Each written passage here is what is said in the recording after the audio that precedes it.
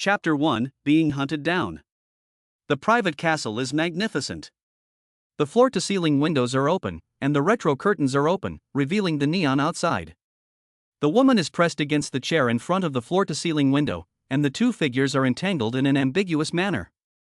No. The woman's eyes are full of seduction, and her lips are full of a soft voice. Don't. The voice was seductive, but it also carried a stern and commanding tone. She was not allowed to say don't under him, only yes. The pain spread throughout her body, and the words on the tip of her tongue, "Can you close the curtains first?" were swallowed back. At this moment, she had no room for resistance in the face of this powerful and unfamiliar man. If she wanted to survive, she had to accept whatever storm he brought. The sound of rain came from outside the window, and there were people walking around in the fountain square, while she was being held in a shameful position against the window. Her thoughts were once again drawn back to the time before they met. She had no choice but to fall into the hands of this man after a thrilling chase and escape. Just a few hours ago, Yunji was being chased. She ran barefoot through the forest. The branches scraped her skirt, and her pale skin bled. But she didn't feel any pain because there was a group of people behind her who wanted to kill her. Her stepmother, who was fighting for the family fortune, had her stepdaughter seduce her boyfriend, who then brought her to this remote suburb under the pretext of luring her back to China to get married, and then brought more than a dozen people with him to kill her. Deep brother, when she dies, I can take her place and marry you in style. The stepsister was wearing a red dress that hugged her hips, and she was leaning on his neck, giving him a kiss. What are you waiting for? I didn't pay you to watch a show, so get it over with. 7 or 8 strong men got out of the SUV, holding long and short steel pipes to smash the car windows. The glass shattered all over the place, and several large hands grabbed her and were about to drag her out of the car window. At the critical moment, Yunzi spotted the opportunity and slammed the gas pedal to rush out of the crowd. She escaped, but not completely. A dozen cars were chasing after her. It was very late at night and it was pitch black. It was accompanied by sudden heavy rain. Yunzi overturned. After the car flipped over on the side of the road, it rolled into the forest along the muddy road. She immediately abandoned the car and fled, but in the confusion she lost her shoes. When she was exhausted, she looked at the pitch-black surroundings and was completely overwhelmed by despair. She was far from the bustling city, there was no cell phone signal, and there were no surveillance cameras on the roadside. It was in no man's land. She was exhausted and curled up in a clump of grass, shaking. Behind her, the people were about to catch up, and her stepsister's voice, amplified by a megaphone, echoed, "Yunzi, don't hide.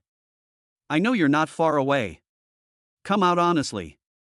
I can still let these men feed you well and let you die quickly." Only now did Yunzi realize that her gentle and lovely stepsister Inyiru was actually so vicious. She was filled with resentment and despair, and she moved her trembling body deeper into the grass. At that moment, in the murky night, a beam of light shone on her. "Who?"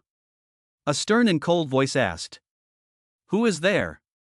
Yunzi couldn't help but shiver, and looked in the direction of the flashlight. The glare made her eyes go white and she couldn't see anything. She was shocked. Had they found her so quickly? She couldn't believe it. There was no way that someone could have found her in this remote forest. It's over. She was finally caught and would be humiliated to death by the poisonous snakes. In an instant, dozens of men dressed in black and wearing leather jackets surrounded her. The head bodyguard looked at the woman curled up in the grass with a flashlight, his tone full of cold and murderous intent. "Dare to intrude into Master Li's territory, you want to die." Yunzi was stunned for 2 seconds before realizing that the other party was a different group of people. At the same time, the crowd surged, and the black-clad men suddenly made way. Someone respectfully reported to the person who had come. "Master Li, we found an unknown woman here." Li Ye was wearing a dark green coat that seemed to blend in with the forest. The gold-plated patterns and gold thread embroidery on the coat faintly revealed his noble and heroic temperament.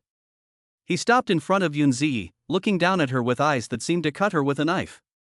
The woman in front of him was curled up in the grass, her clothes were tattered, and she was covered in mud and bloodstains. She was dirty, like a refugee from Africa, and the only thing about her that was clear was her eyes. After confirming that she was not suspicious, he coldly opened his lips and gave the order to expel the guest. "Little dirty thing, if you don't want to die, get out of here." The harsh rebuke and warning sounded like the icy wind from Antarctica, making people tremble. He is so inhumane. But Yunji knew that he was her only chance of survival. She was being chased by a group of people, and if she ran out now, she would be dead. Even if she was lucky enough to escape the search, the forest was full of dangers, and there might be all kinds of wild animals lurking around. She had no hope of survival. The only hope was the man in front of her. This man commands so many subordinates, and seems to have great power. She had to stay. No matter what, she had to hold on to this straw. If she could just survive the night, she would be saved when the sun came up. Seeing that the man was about to leave, she immediately reached out and grabbed his pant leg. "Can you help me?" Tian stopped in his tracks, as if he had heard a joke. A smile appeared in his deep eyes, which was terrifying, full of darkness and foreboding. "Why should I save you?" Chapter 2, Holding on to a leg for help. His indifference and ruthlessness were all written on his face. Even when he saw the pitiful woman kneeling at his feet, he still didn't show the slightest emotion. He curled his lips, revealing a playful, bloodthirsty curve, "Asking me for help? Do you know that this is the biggest joke I've ever heard?" A joke? She was a living, breathing person, and she was no joke. Yunji sensed his extreme displeasure and was afraid of being kicked away. She simply hugged his leg tightly, trying to arouse a trace of pity in him. "I am injured in various places, and the smell of blood will attract all kinds of wild animals. If you don't save me, I will die tonight. If you can save me, I..." Before she could finish her sentence, she heard his half-playful voice. "What, you want to offer yourself to me? How could that be?" The bodyguards watching were shocked. How could he possibly like such a dirty guy? He is a serious germaphobe. "I'm willing." Yunzi did not hesitate for a moment. She had no other choice at the moment. "If you let me stay for one night, I'll do anything you want. Tonight. I'll make it worth your while. This little thing, she's not big, but she's got a big mouth." Looking at her clear, beautiful eyes, Tian suddenly felt a sudden interest in her. His eyes passed over her mesmerizing eyes and landed on her pink lips, and then all the way down. "Although it looks dirty, it's not bad." "Well, not bad. The scent of a young girl is strong on her, making one want to destroy that beauty." "Satisfy me?" His voice was tinged with a hint of warmth, and his broad chest trembled slightly as he smiled, sending a chill down her spine. "I will try my best to satisfy you." Yunzi felt that there was a chance, and secretly rejoiced, thinking that she had grasped a lifeline. Little did she know that she had fallen into the devil's cage. At the same time, she also threw a hook, firmly tying his heart. She held the rope handle, and the reins were in her hands. From now on, no matter how far apart they were or where they were, as long as she waved the rope a little, he could always be led over. He snorted and laughed even more arrogantly. "No one has ever dared to say such a big lie to me before." He wanted to see if she was satisfied or not. "Take him away." Yunzi succeeded. She was taken away in a sports car and then in a helicopter. She was taken home by Tian and received shelter and protection. Deep in the forest, a magnificent building stands against the mountains. The private castle is extremely luxurious and brightly lit. A row of bodyguards patrol the European-style castle. The fountain square is beautifully landscaped with flowing water. The bodyguard took Yunji to the first floor and handed her over to a few maids, saying, "She is the woman that Master Li picked up in the forest. She is the woman that Master Li picked up in the forest. Take her to the bathroom, change her into clean clothes, and take her to Master Li's room." "Yes." The maids looked at Yunzi and exchanged glances. Damn it. Master Li is usually cold and ruthless, never a man of mercy, and never one to touch a woman. Why has he suddenly changed his style after going out? The maids could see that she was very beautiful, even though she was covered in dirt. They didn't dare say anything. They just prepared her clothes and waited for her to finish her bath, then rubbed disinfectant on her body. Yunji wore the sexy dress the maid brought and followed the maid to the master bedroom. The maid pushed open the door to the master bedroom and led her inside. "Young master, we have brought her to you." The maids then placed some things that would help with that kind of thing on the bedside table, and after doing all this, they left, closing the door behind them. The whole large bedroom was cold, and it was a bit cramped at this moment. The tall man sat in a chair in front of the French windows, as if he had been waiting for her. From a distance, Yunji could sense the powerful sense of oppression emanating from him. She couldn't help but slow down and approach him, masterly. A soft female voice came into his ears, and Li Tianya's expression faded a little. "What's your name?" "Yun Ziyi." "Look up and look at me." The man's eyes were deep and bottomless, and his tone was full of command. Yun Ziyi obediently raised her head and, without warning, looked into his eyes. It was a handsome face, and the dim light made him seem a little mysterious. His charming eyes were unfathomable, like bottomless black holes. Before this, she thought her boyfriend Sushin was the best-looking guy around, but now it seems he's not even a fart. There was no doubt that the man in front of her was the ceiling of men in terms of appearance and body shape. Yun Ziyi did not expect that she had only been abroad for a few years, and that Inyiru had succeeded in climbing into Sushin's bed and killing her out of jealousy for the Yun family's wealth. During this time, Sushin wove a gentle cage for her while holding a butcher's knife over her. Before he struck, he let her watch a live orgy in the car. Her eyes moistened. Scared? His big hand grabbed her waist, and the air was filled with a sense of intimacy. No. She let the man hold her waist and press her against the chair in front of the French windows. It's just a little thing, what's there to be afraid of? Yes, she had worked abroad for many years, never messing around with men. She thought that she would be able to marry her true love when she returned to China, but she was hit in the face by reality. Now that her life is almost over, what else does she need to care about? Very spirited. The man's thin lips touched her ear, and his voice was low and muffled.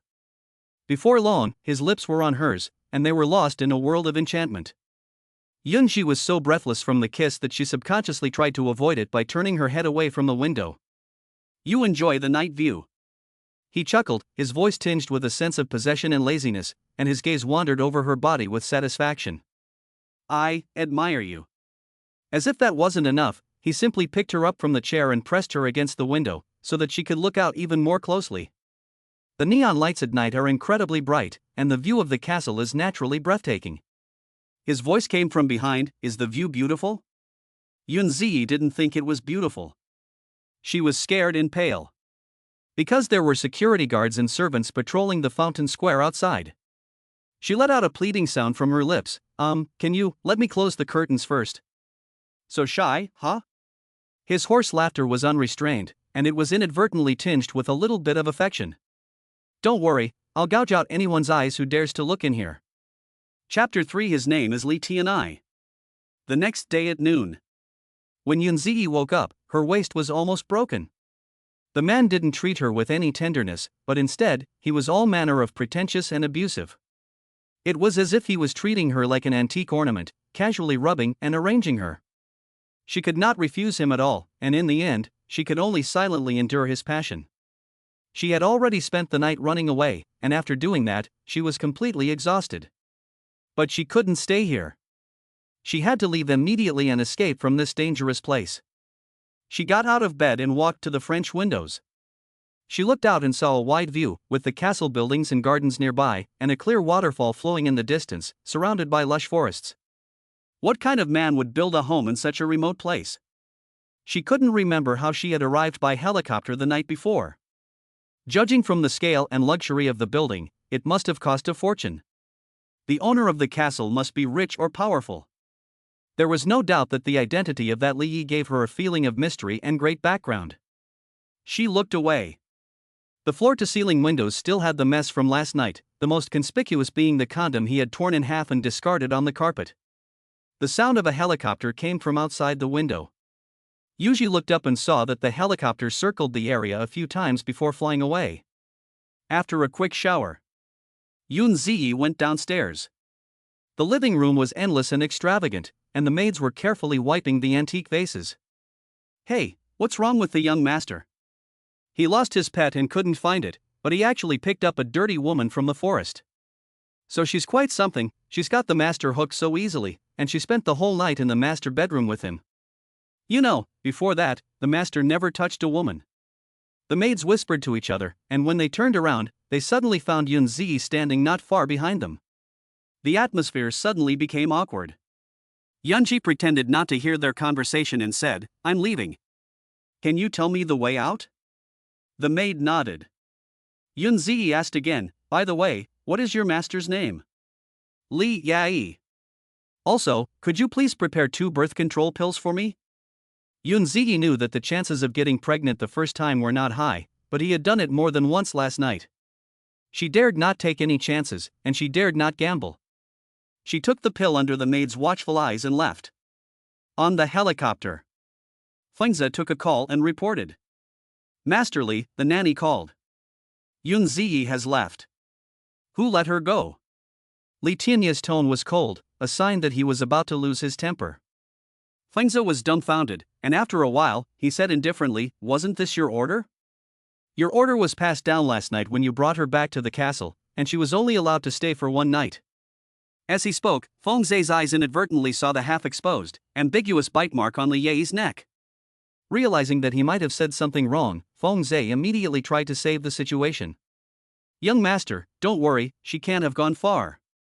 If you don't want to let her go, I'll send someone to fetch her right now. No, please bring her back. No need. Li Yai snorted coldly. She's just a woman. If she leaves, she leaves. It was unexpected that he had sex with her last night. He had a sudden urge to possess her delicate little figure, and for the first time, he let an unknown woman have sex with him. Fengza, go and find out what happened to her last night. Yes. The road where Yun Ziyi flipped the car over was not monitored. Flashback to last night. Sushin and Inyiru did not find Yun Ziyi. The 2 of them returned to the place where Yun Ziyi had crashed, doused the car with gasoline and set it on fire. Yun Ziyi. Inyiru gritted her teeth in hatred, wishing she could skin her alive. Sushin stood by her side, holding her waist and comforting her. Don't be angry, Ro. She won't live. Brother Shin, what if that little bitch gets lucky and survives? If the truth comes out, won't we go to jail for the rest of our lives? I'm afraid all the hard work she and mommy have put in over the years will be for nothing. Don't worry. Sushin hugged her and coaxed her affectionately. There is no surveillance in this area. Even if she is lucky enough to survive, there is no evidence, and no one can prove that we want to harm her. Besides, the Su family is backing us up. With their connections and power, what are we afraid of? Yes, you're right, Shang. She can't produce any evidence, so it's impossible for her to sue us. If she's still not repentant, we'll send her to jail for slander. The Su family is one of the most powerful families in Jin City, so their status is needless to say.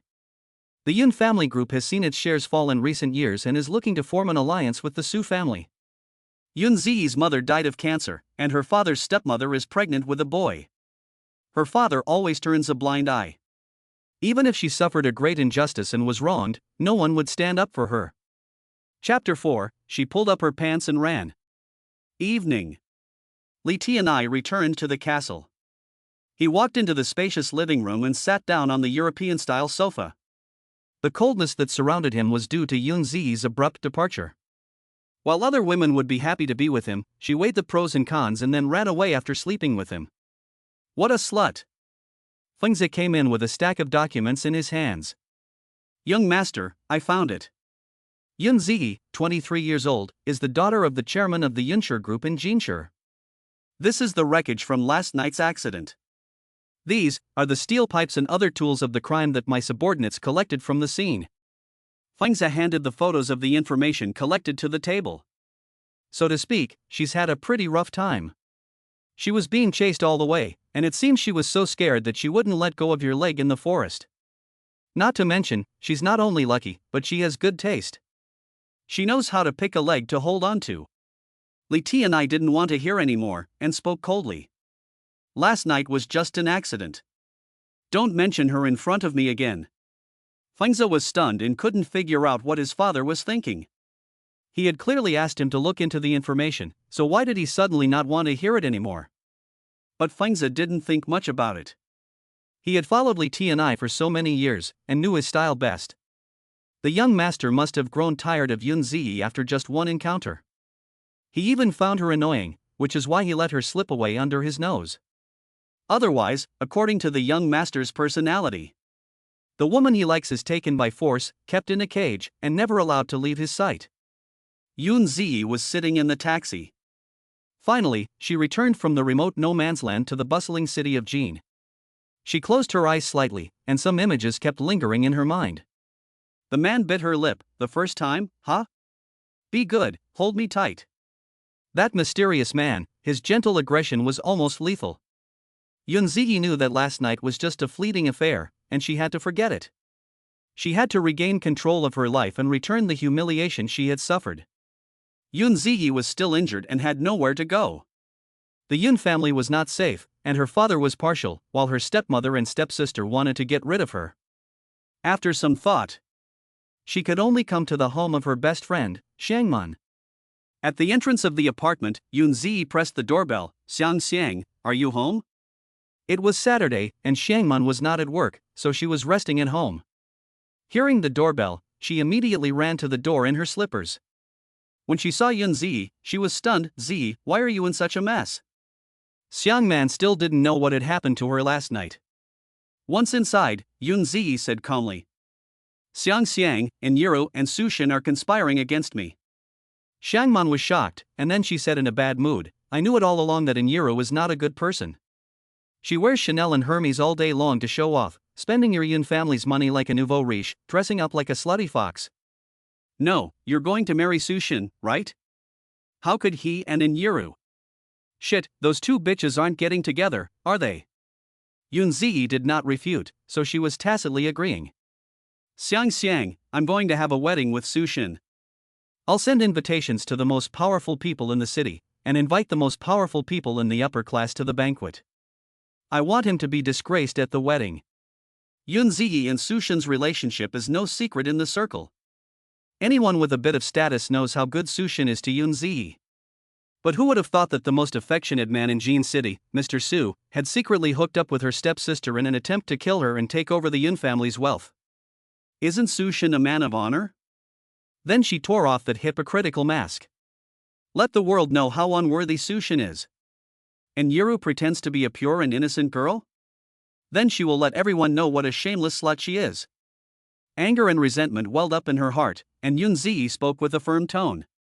If they dare to plot against me, I won't let them off. Chapter 5, They Must Pay the Price. Her fair hands clenched into fists. Since they let me survive this crisis, I will make them pay. Xiangman felt unfair for her friend, and at the same time, she was more disappointed. Jasmine, it's not that I don't want to help you, but I'm so busy taking care of myself that I'm afraid I'll only get you into trouble with my current status. If the Xiang family were still the prestigious family they used to be, I would still be able to find connections for you, but now, even the small apartment I live in was bought with your help. And Inyiru and Sushin are both cunning and treacherous, and they have the Yun and Su families backing them up. Your counterattack and mine are like an egg against a stone. Xiangman advised her not to have too much hope. The greater the hope, the greater the disappointment. Yunzi, however, is not the type to swallow her anger. It seems that she has already thought of some countermeasures. Should I just sit back and wait for them to drive me to my death? Xiang, I need you to cooperate with me and put on a show. How? Call my father and tell him that I have memory problems. That evening, at the Yun mansion, a red sports car drives into the mansion. Sushin stopped the car and Inyiru leaned over from the passenger seat. Brother Shin, Yunzi has disappeared for a day. Do you think our plan will work? Inyiru knew that she was not Yun Jinnan's daughter after all. Even if Yunzi was not favored by the family, she was still Yun's bloodline, and the old lady had always wanted her to inherit the family business. Thanks to the stroke that made her a vegetable in the hospital, otherwise, it would be difficult for her to gain a foothold in the Yun family. Fortunately, Yun Jinnan favors sons over daughters, and has no intention of handing over the Yun group to Yunzi, which has allowed them to exploit the loophole. In the future, the Yun group's assets will all be hers and her brother's. As long as the baby brother in her mother's belly is born safely, what does it matter if Yunzi dies? Yun Jinnan doesn't care at all, and this is also the confidence of Inyiru. But for now, she still needs to think of a verbal response. Sushin raised the corner of his lips. Don't worry, I've already contacted my parents to finalize the marriage as soon as possible. The wedding is imminent, and Yunzi is nowhere to be seen. For this marriage, the Yun family will only let you marry me. Speaking of the wedding, Yunzi had this in mind, but she didn't expect that Inyiru would actually want to be promoted in this way. As she walked into the Yun family living room, Inyiru knelt down on the floor with a thud. Uncle, Gigi is missing. I can't get through to her on the phone, and I can't reach her either. I'm so worried. Yun Jinan was drinking tea and hadn't had a chance to speak yet when Ding Mei, who was pregnant and standing next to him, spoke up. What are you doing? Get up quickly. Yun Jiying is always rebellious and doesn't listen to your uncle. This time, she might be messing around with some guy. What does it matter if she disappears? After she finished speaking, Ding Mei looked at Sushin, who was standing next to her, and spoke warmly. Young Master Su is here too. Hurry, let's sit down and talk. Sushin also came straight to the point, saying, Uncle, I've come to propose to Gigi. My parents have already found a good date, and they say that the 15th of this month is very good. My parents have already prepared the betrothal gift. This is a token of our sincerity. The rest will be delivered in person tomorrow morning. Sushin handed over a card that looked expensive. Yun. Jinnan was recently worried about a project fund, and now, this was a timely help. He immediately agreed, and looked like a father-in-law, saying kindly, You are so good to us, and you have been so gentle and considerate for so many years. She is so lucky to marry you. This marriage is indeed a high climb. Yun Jinnan thought to himself, this daughter is only useful for this. The Yun family's worries would be solved with a marriage to the Su family. Since he remarried Ding Mei many years ago, Yun Ziyi has distanced herself from him. She has been living abroad for many years, preferring to work for a living rather than come back to live with him. People in the industry say that Yun Jinan has mistreated his own daughter, but has he ever gone without food or clothing? It's obvious that she is not content and has ruined his reputation everywhere. Ruru is sensible. Since she entered the Yun family, she has always been obedient and understanding, much better than his own daughter. Now, the Su family has come to discuss the engagement, but Yun Ziyi's daughter is nowhere to be seen, having disappeared after fooling around. Yun Jinan's face was so ugly. When she saw this, a hint of smugness flashed in her eyes. She knew that the plan had succeeded. Soon, she would be the young mistress of the Su family. Because Yun Ziyi will never be able to come back. However, that's when a phone call came in.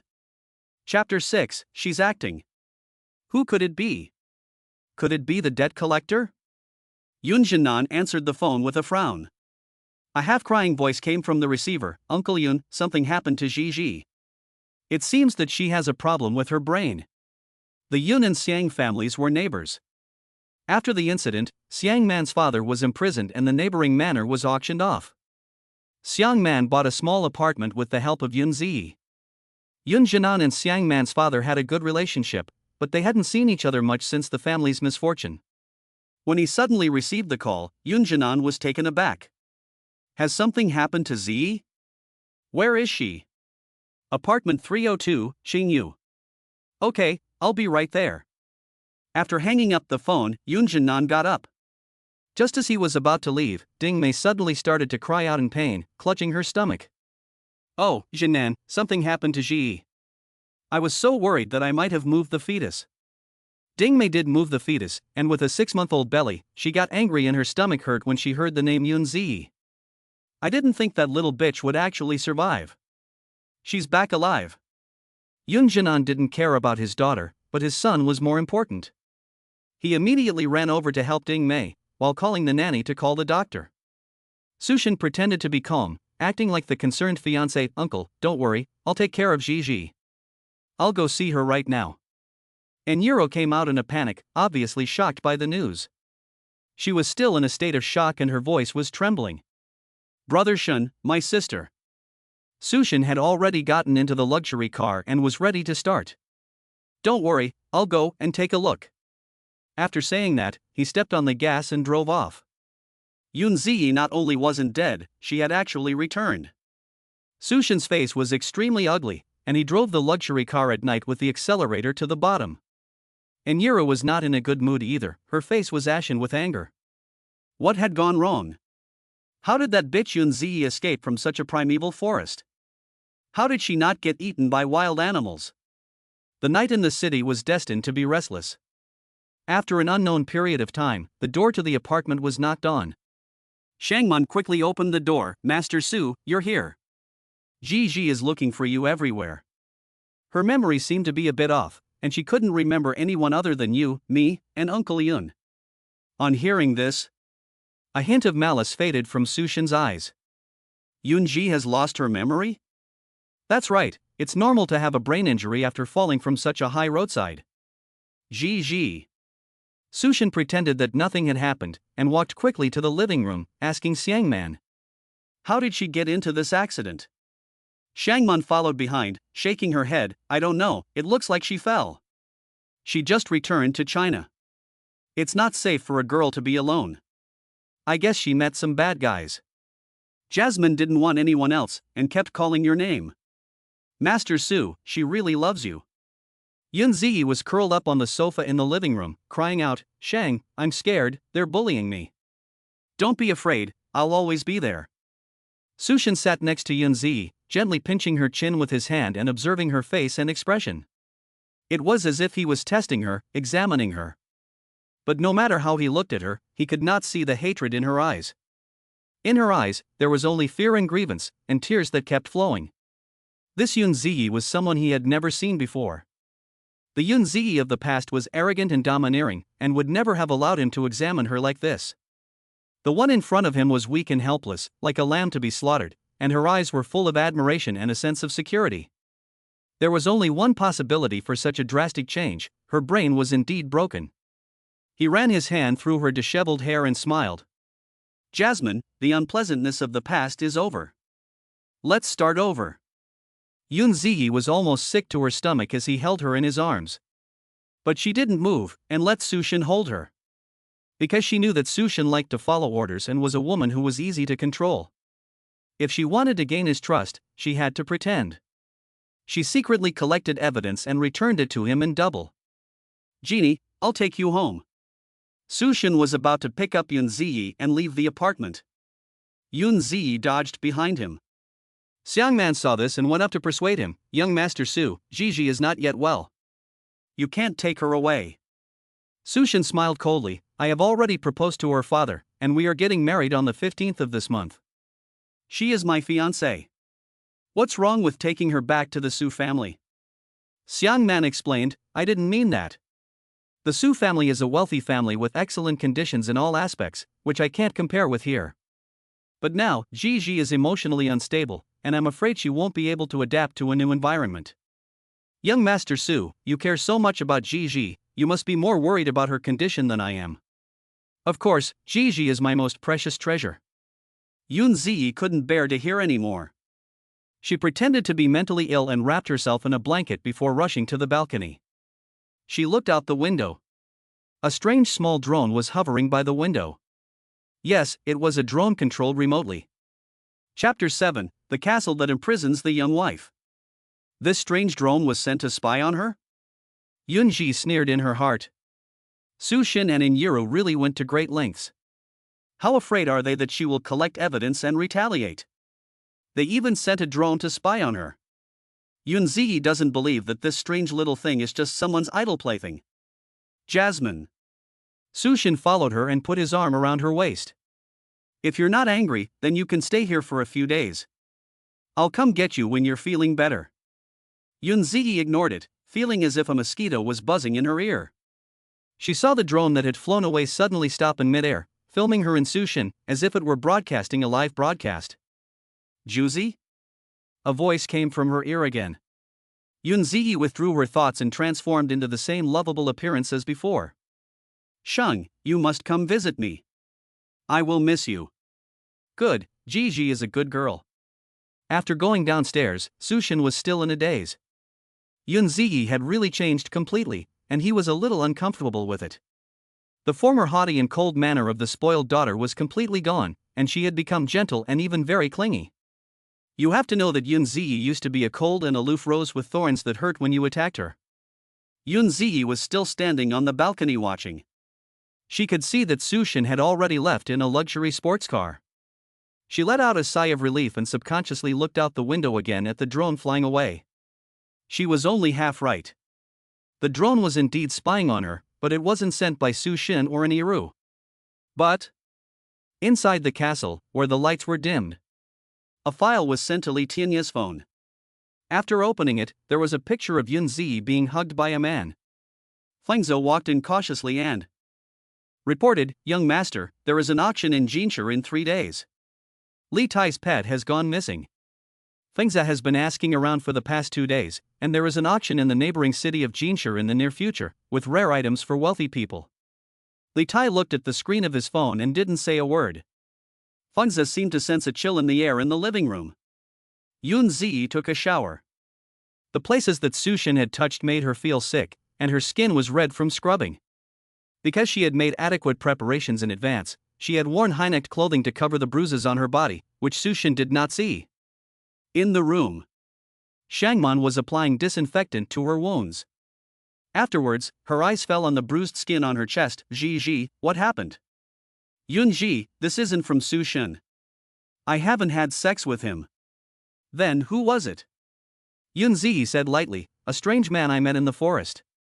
What happened after that is self-evident, and Shangman didn't pursue it. She just couldn't help but complain, that man is really too cruel. Has he never touched a woman in his life? These mottled marks are all the work of Li Yanyan. Yunzi gathered her pajamas and buttoned them up. "Don't worry, he's not much better. He has a lot of my teeth marks on him." Shangman widened her eyes in surprise, her mouth already forming an O. "Yunzi, you're so wild. So what was your relationship with him?" "Just a casual one-night stand." "You didn't even exchange contact information?" "What else?" "Yunzi doesn't want to have any contact with him." Xiang, who would build a house in the middle of a forest where no one goes? And then hire so many bodyguards and servants, and install surveillance cameras everywhere in the house, like a prison? Shangman's brain was racing. There really are. Those big houses are usually built by CEOs to imprison their young wives. In theory, the person locked up there would never be able to escape. How did you manage to escape? Yunzi shook her head. It wasn't an escape. The maid under his employ contacted someone and sent me out in a helicopter. What kind of maid is so bold? She dared to let you escape quietly. Wasn't she afraid of being punished by the president? That's what he meant. It was Li Tian who allowed her to leave. Otherwise, she would have been trapped there no matter what. Yunzi was slow to realize, as if she had thought of something. Right, how come I don't remember this guy Li Tian in Jin City?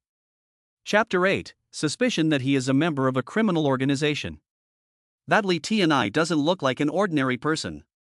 Regardless of whether he is good or bad, he must be very, very rich. Although Yunzi is not interested in the sons of the rich and powerful. But she knew that there were no Lis in the top few of the rich list in the city. Could it be that she had lived abroad for a few years and the city had changed, with the sudden rise of the Li family? Although Xiang Man is a penniless heiress, the Xiang family has a lot of connections, and she is a high-end jewelry designer, so she usually meets people of status. Jin City is the most prosperous city in China, with a developed business sector and glittering skyscrapers. Xiang Man was very sure. There is no Li in the top 5, no, not even in the top 10 of the rich list in the City of Gold. Xiang Man stretched out her hands and vowed. Did you misremember his name? No, his surname is Li, and everyone calls him Master Li. Could it be that he is not from the city? Shangman guessed. The world is so big, it's possible. Maybe his family business isn't even in Jin City, but from your description, he must be either rich or noble. The average person wouldn't be able to build a house like that in that kind of place. It's not just a big house, it's a magnificent, luxurious castle. Yunshi added. I can't be that unlucky, can I? There is one more possibility. What? A world-famous criminal organization. After a moment of silence, Shangman nodded, thinking that Yunzi was right. That's right. Who would build a castle in such a remote place?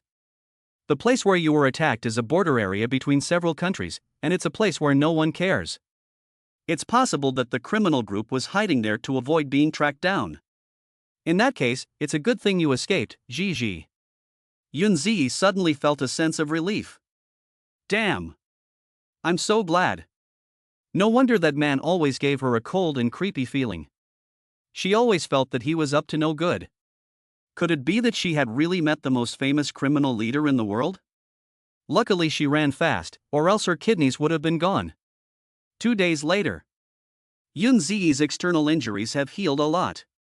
She came to the Yun family mansion, and the living room was full of people. Inyiru was wearing a wine-colored dress and had deliberately picked a conspicuous spot to stare at her.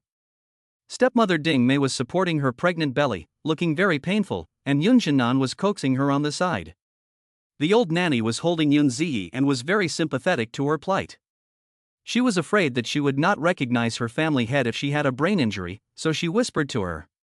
Miss Ziyi, the master and mistress are very worried about you. Can you remember anything? Say hello. Yun Ziyi's voice was soft and sounded without a hint of hostility.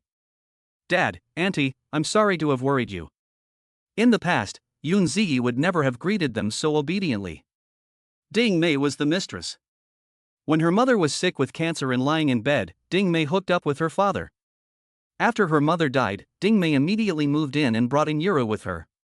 For nearly 20 years, Yun Ziyi and this mother-daughter pair have not had a good relationship. In the past, she always scolded Ding Mei for being a mistress and shameless. Today, the sun has come out from the west. Ding Mei snorted in laughter. She never thought that this bitch had gone crazy. It's good that she's become a fool. Not only can she be controlled, she can also be used as a weapon. She's not as annoying as she used to be. Ziyi, don't just stand there when you've just returned. I'll ask Zhang Ma to help you go downstairs to rest, and then find a doctor to take a good look at you. Yun Jinan was in a good mood and also said, take good care of your health. The Su family is already sending out invitations to the entire Jin city's luxurious and powerful, and Dad will definitely marry you off in style. Yun Ziyi nodded obediently. Zhang Ma helped her back to her room. In the afternoon, it was raining heavily. Yun Ziyi pretended to be silly and wandered around, taking the opportunity to check the surveillance system. She walked through the floors of the villa, the garden, the underground garage. She saw Inyiru leaving the house in a Ferrari while on the phone. Finally, she saw Yun Jinan driving away from the villa with Ding Mei in a hurry. Yunji pretended to see it by accident and asked the maid Zhang who was following her, "Where are my father and Aunt Ding going?" The nanny Zhang Ma replied, "Mrs. Zhang doesn't know why, but she suddenly had a miscarriage. The baby in her stomach is only 6 months old, and the doctor said that there are signs of premature birth at any time. She has been in bed for a few days and has not gotten better. I guess it will be more serious now." I heard, the nanny seemed to be hesitating to say something. Yun Ziyi asked her lightly, "What's wrong?" "You can say whatever you want. I heard that the baby in your wife's belly is a boy, and your husband is so fond of him. Miss Ji, you are clearly the heir designated by the old lady. If your wife really gives birth to a boy, how will you live your life in the future?" Yun Ziyi saw the look of concern on the nanny's face. Before she could feel relieved, she continued, "Fortunately, Master Su is very good to you, and he has given you a generous dowry. He wants to marry you off in a grand ceremony. Yes, he is so good to me. So good that he wants to kill me." Yun Ziyi smiled bitterly. The whole afternoon passed, and it was almost evening, but Ding Mei and Inyiru had still not returned. When she asked, Yun Ziyi learned that Ding Mei was hospitalized to protect her pregnancy, and Yun Jinan was by her side every step of the way. After nightfall, Yun Ziyi took the opportunity to send away the maid and went into the surveillance room. Chapter 9, filming the video of her fiancé's infidelity. 2 days ago, Inyiru deleted the surveillance footage. She deleted the surveillance footage very cleanly after doing something wrong. Yun Ziyi found nothing. The next day, Yun Ziyi continued to wander around the villa, moving a lot of her jewelry back and forth. Her mother had left her a lot of valuable jewelry, but because she was too young to manage it properly, most of it was embezzled by Ding Mei. Since the old lady had a stroke and was hospitalized, the Yun family mansion had been empty, and Yun Ziyi took the opportunity to take the jewelry from the room safe to the old mansion and buried it in a safe place. Just after returning from the old house, Yun Ziyi heard a noise coming from the second floor as she was going upstairs. At the end of the corridor, Inyiru was half hugging the man. "Brother Shin, are you really going to marry her? What about me?" Sushin's face was buried in the woman's chest, very focused. "Ruru, don't worry, I only love you." Yun Ziyi's brain was broken, and for the time being, she posed no threat to us. Inyiru cooed, "I don't care anyway, you have to come with me on the day of the wedding." Okay. The corridor was filled with the sounds of a very intimate affair. The two of them undressed each other while moving towards the room. Yunji, who was hiding in the dark, took out her phone and uploaded the video she had recorded. With this video, it will definitely be a blast to show it on the big screen on the wedding day. Yunji pretended to know nothing and went downstairs quietly. Yunjin called, "Daughter, your Aunt Ding has a stomachache and is in labor. The doctor said she needs to rest in the hospital, so I'll be staying with her for a few days and won't be coming home." There was also a hint of warning in his words. "Master Su and I talked on the phone. He said he would come over to take care of you. Don't mess up this marriage.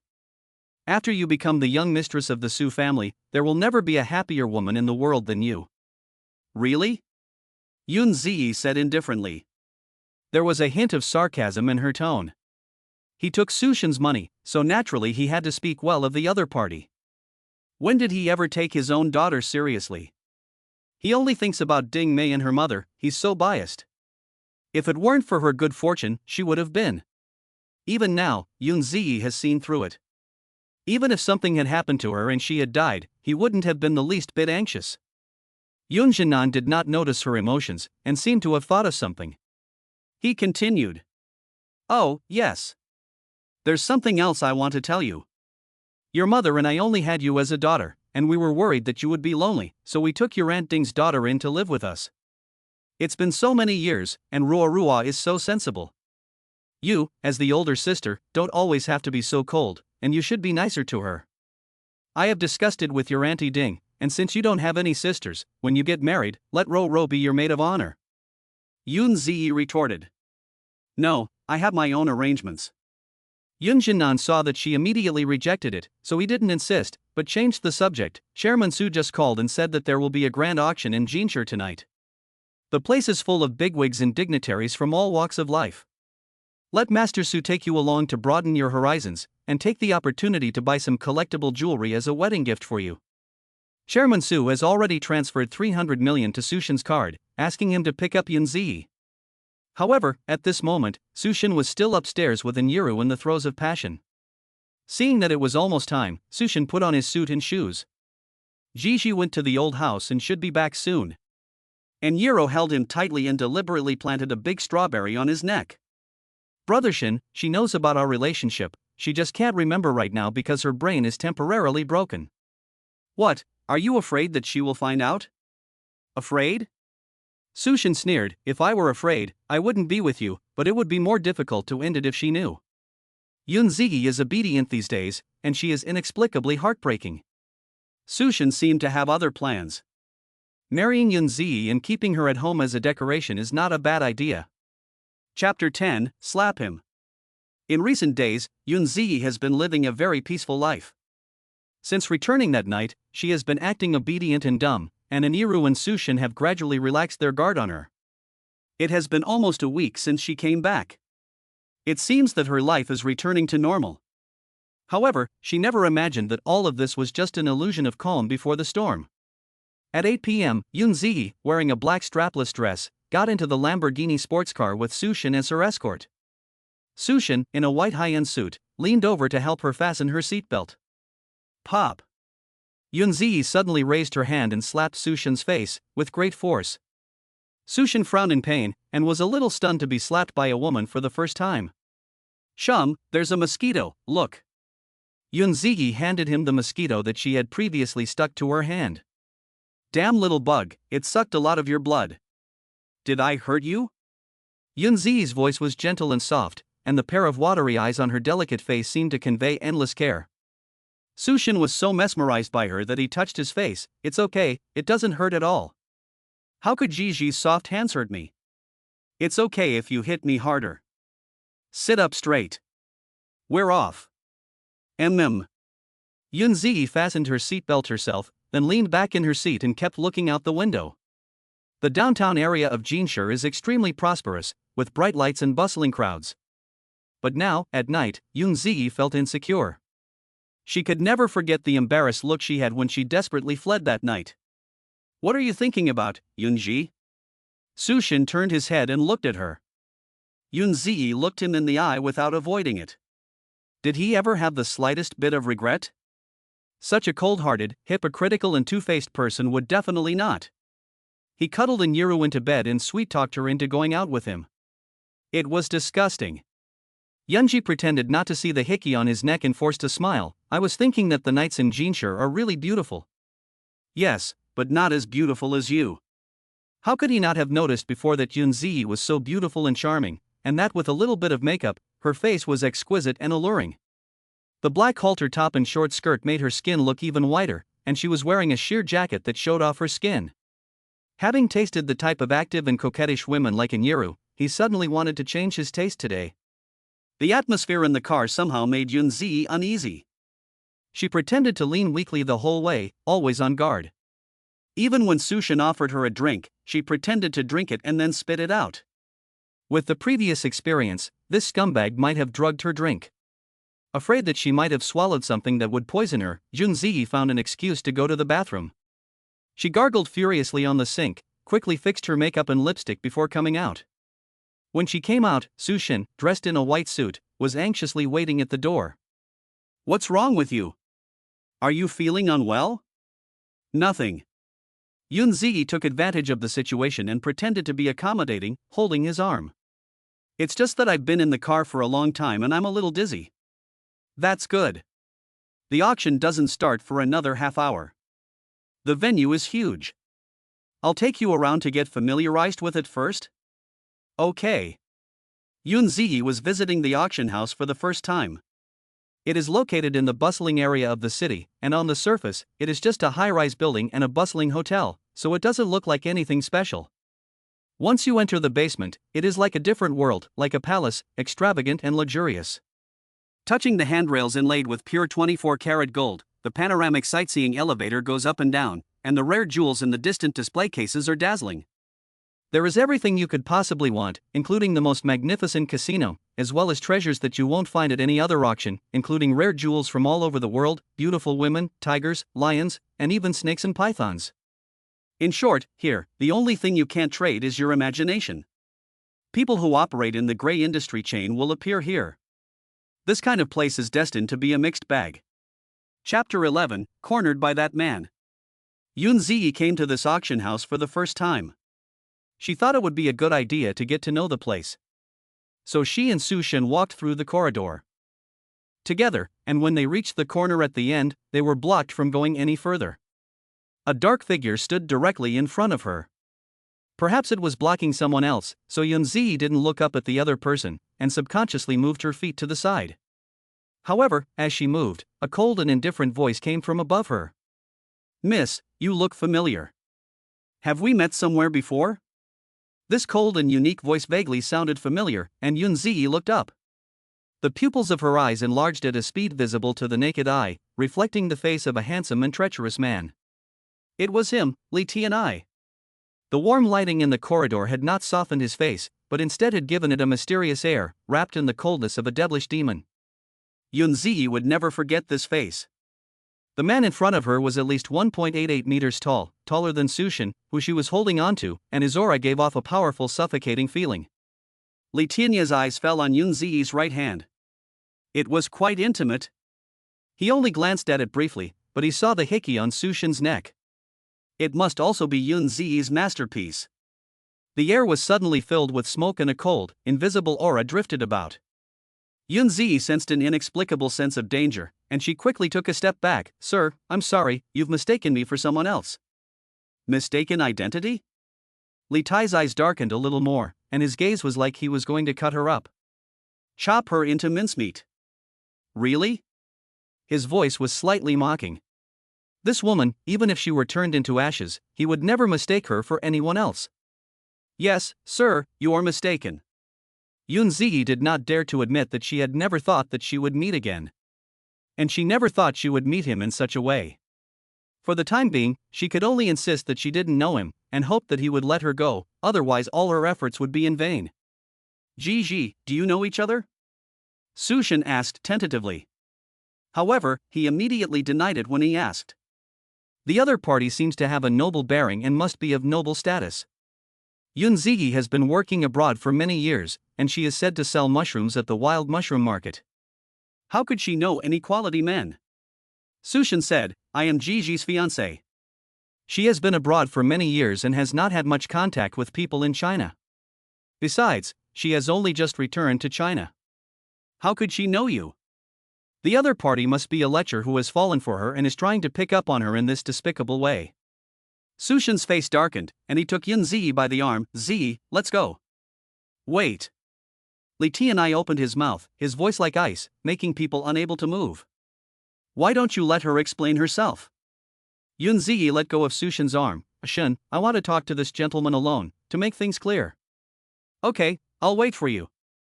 Sushin sat down a few meters away and immediately took out his phone to reply to Inyiru's message. He was so confident in himself that no one could ever get him to budge. While Sushin was typing a message, Yun Ziyi quickly walked up to Li. Young Master Li, what do you want? It seems you are not in a convenient position. Li slipped a room key into her corset and said in a seductive voice, You've already forgotten so quickly. It seems we need to have a good talk. A room key? She didn't see it wrong. He just shoved a room key into her corset. Yun Ziyi was shocked and couldn't believe that he would dare to molest her like this in public. What? Are you afraid your fiancé will be jealous? Do you want me to give him some more information? Yun Ziyi is not stupid. She immediately understood what he meant. The implication was that if she refused, he would go public with the news that the two of them had done it. At the moment, she had finally gained Sushin's trust and had also obtained some evidence. If he did that, he would only ruin everything she had worked for. Young Master Li, I was just about to talk to you. Tian slightly raised his lip. I'm asking you, no matter what, don't tell anyone about us. I hope you can keep this secret for the time being. Chapter 12, Who's Jealous? Keep it a secret? She cares so much about her fake fiancé. Li Yi's eyes glowed with cold light. Do you care about him? No. Yun Ziyi shook her head. It's not a matter of whether I care or not. I've finally made it this far. Please, I beg you, spare me. Which step? Yun Ziyi. Li Tian's tone was a little colder. The step you are talking about is to marry him and become the young lady of the Su family? Yun Ziyi was speechless. She didn't know how to respond. Remember to come find me tonight. Li Yi's cold voice rang out, with a hint of warning, as if to say, if you don't come, you will be responsible for the consequences. When Yun Ziyi looked up, all she saw was a distant figure walking away. Sushin came over with his cell phone in his hand. Ji, go to the lounge and wait for me. Something happened at the company, I need to make a phone call. Before she could say anything, Sushin hurriedly walked away with his phone in his hand. When he arrived at a quiet place outside the stadium, Sushin looked at the message from Inyiru on his phone. Brother Shin, I'm pregnant. Then there was a picture of a pregnancy report. Sushin immediately called back. The auction had not yet begun, but there were already many people entering the venue. Rich young men could be seen everywhere, surrounded by bodyguards. Yunji took the room key out of her clothes and looked at the room number, Night Palace 001. She gathered the red evening bag in her hands and asked the waiter, Excuse me, how do I get to this room? After seeing the room number on her key card, the waiter widened his eyes and looked at her in shock. Hello, is there a problem? No. The waiter bowed respectfully, at a 90-degree angle. That's the area where the super VIPs stay. Please follow me. Yun Ziyi was led into the elevator. After taking the luxurious elevator, she walked through several corridors, and the more she walked, the more splendid the ground became, as if opening the door to a new world. Miss, this is the room you are looking for. Thank you. Yun Ziyi held the room key in her hand and pressed the doorbell. The door opened with a bang, and before she could react, she was pulled into the room with a strong force. She was suddenly pushed against the wall and her lips were forcefully covered. It wasn't a kiss, it was a bite and a punishment. Her lips felt nothing but pain. Oh, it hurts. It was dark in the room, and tears filled her eyes as she desperately pounded his chest with her fists. Please, don't bite me, he'll see. The pain in her lips gradually subsided, but the man's eyes were even colder. He gently rubbed her lips with his hand. Yun Ziyi, you are quite active when you are with him. Why are you so afraid of me? Do you care so much about his feelings that you are afraid he will find out about our relationship? Relationship? What relationship does she have with Li Yanyan? She doesn't even know herself. Mr. Li, I know what I'm doing. I just ask you not to spread any rumors and cause trouble for me. If you think we have a relationship, then please help me out for the sake of this relationship. The room gradually brightened, illuminating her fair skin, which was as white as snow and could be broken with a single blow. The man's fingers slide down her lips, past her neck and collarbone, sliding across her skin. Suddenly, her fingers caught her halter dress and pulled it down. If you think we have a relationship, then what is your relationship with him? Is it also the kind of relationship that you and I have? His piercing gaze was like a sharp blade scraping every inch of her skin, accompanied by an inexplicable fire. Yunji felt like she was about to be burned by his gaze. Chapter 13, he asked her to go to a hotel alone. The halter dress on her body slipped down to her feet. A chill swept over her, engulfing her skin. Yunji immediately covered her chest and protected her key parts. I don't have a relationship with him. The thing on his neck, I didn't kiss you. Do you believe me? Forget it, I don't expect you to believe me anyway. Yun Ziyi had already made the worst-case scenario. Her sixth sense, unique to women, told her that no matter what, Li Tianyi would not let her off lightly. You haven't had sex with him? Li Tianyi's anger subsided, and his gaze swept over her smooth skin. The fire in his eyes grew even stronger, and his tone was tinged with a hint of teasing. Since I have to keep your secret, do you know that there is a price to pay? What price? Yun Ziyi bit her lower lip slightly and looked into his eyes.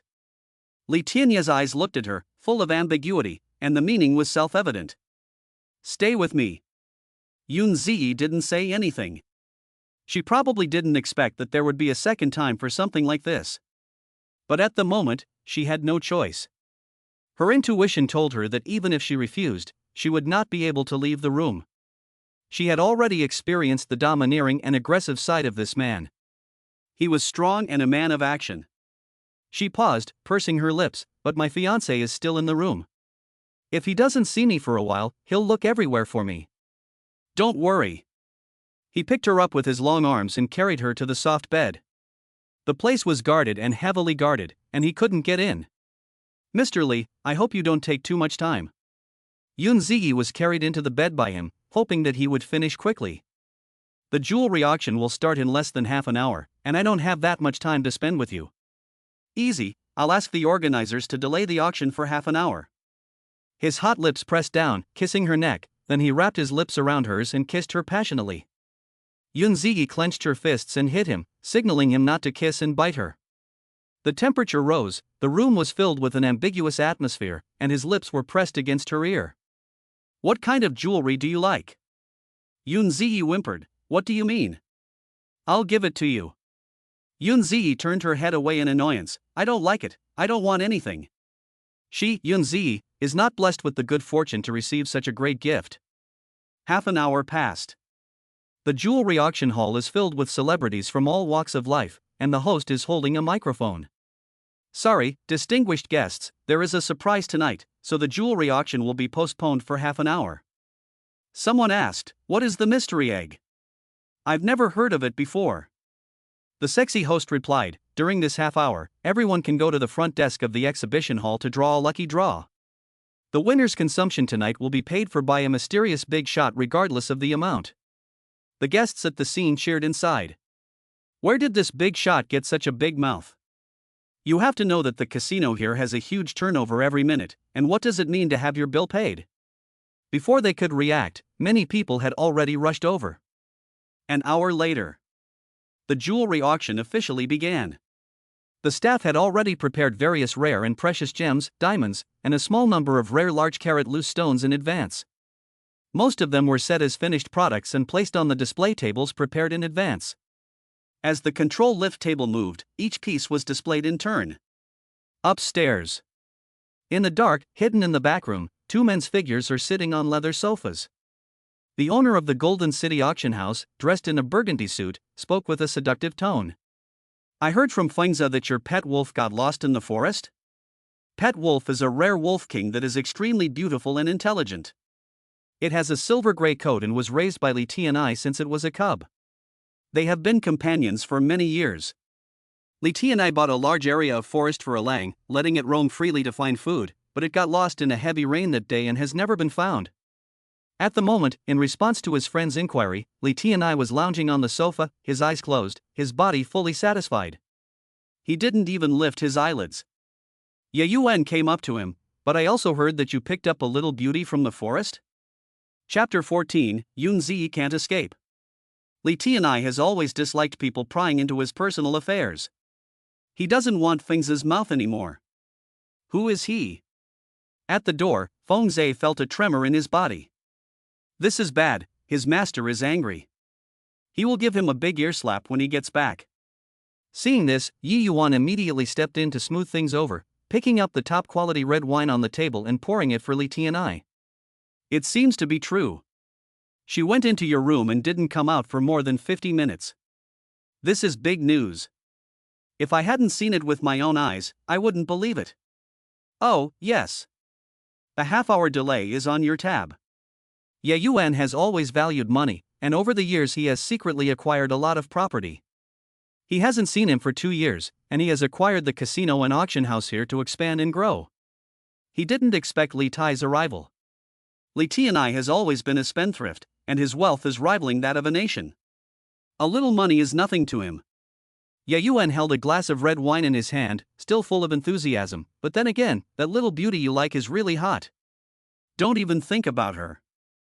Li Ye said playfully, anyone who touches her will be trampled underfoot by me and become a worm. Upon hearing this, Yi Yuan was a bit confused and asked tentatively. Is this a joke? Is this for real? At least until I'm satisfied, she can only be mine and only under my control. He still remembered that before letting her leave the room, he had whispered in her ear, after you go back, don't let him touch you. At the same time, Yunji came to the auction site with a limp, and after sitting down, she kept feeling a chill in the back. In the dark, it seemed as if there were 2 eyes watching her. Could it be that she was really in a trance? Where have you been? I looked for you for a long time but couldn't find you.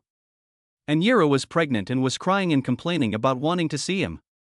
Sushin spent more than 20 minutes on the phone outside the venue to appease her, and when he returned, Yun Zi's figure had already disappeared. After Sushin looked for a while, the host announced that the auction would be postponed, and a crowd of people rushed to the egg hunt. Yun Zi lied that she was unfamiliar with the area and was swept away by the crowd. She got lost and wandered around outside for a while.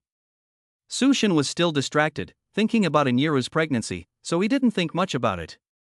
But he had been annoyed by Inyiru's behavior for the past few days. It's okay, just come back. Don't wander off. It's a big place and not safe. Jasmine. Why don't you come back to my place tonight?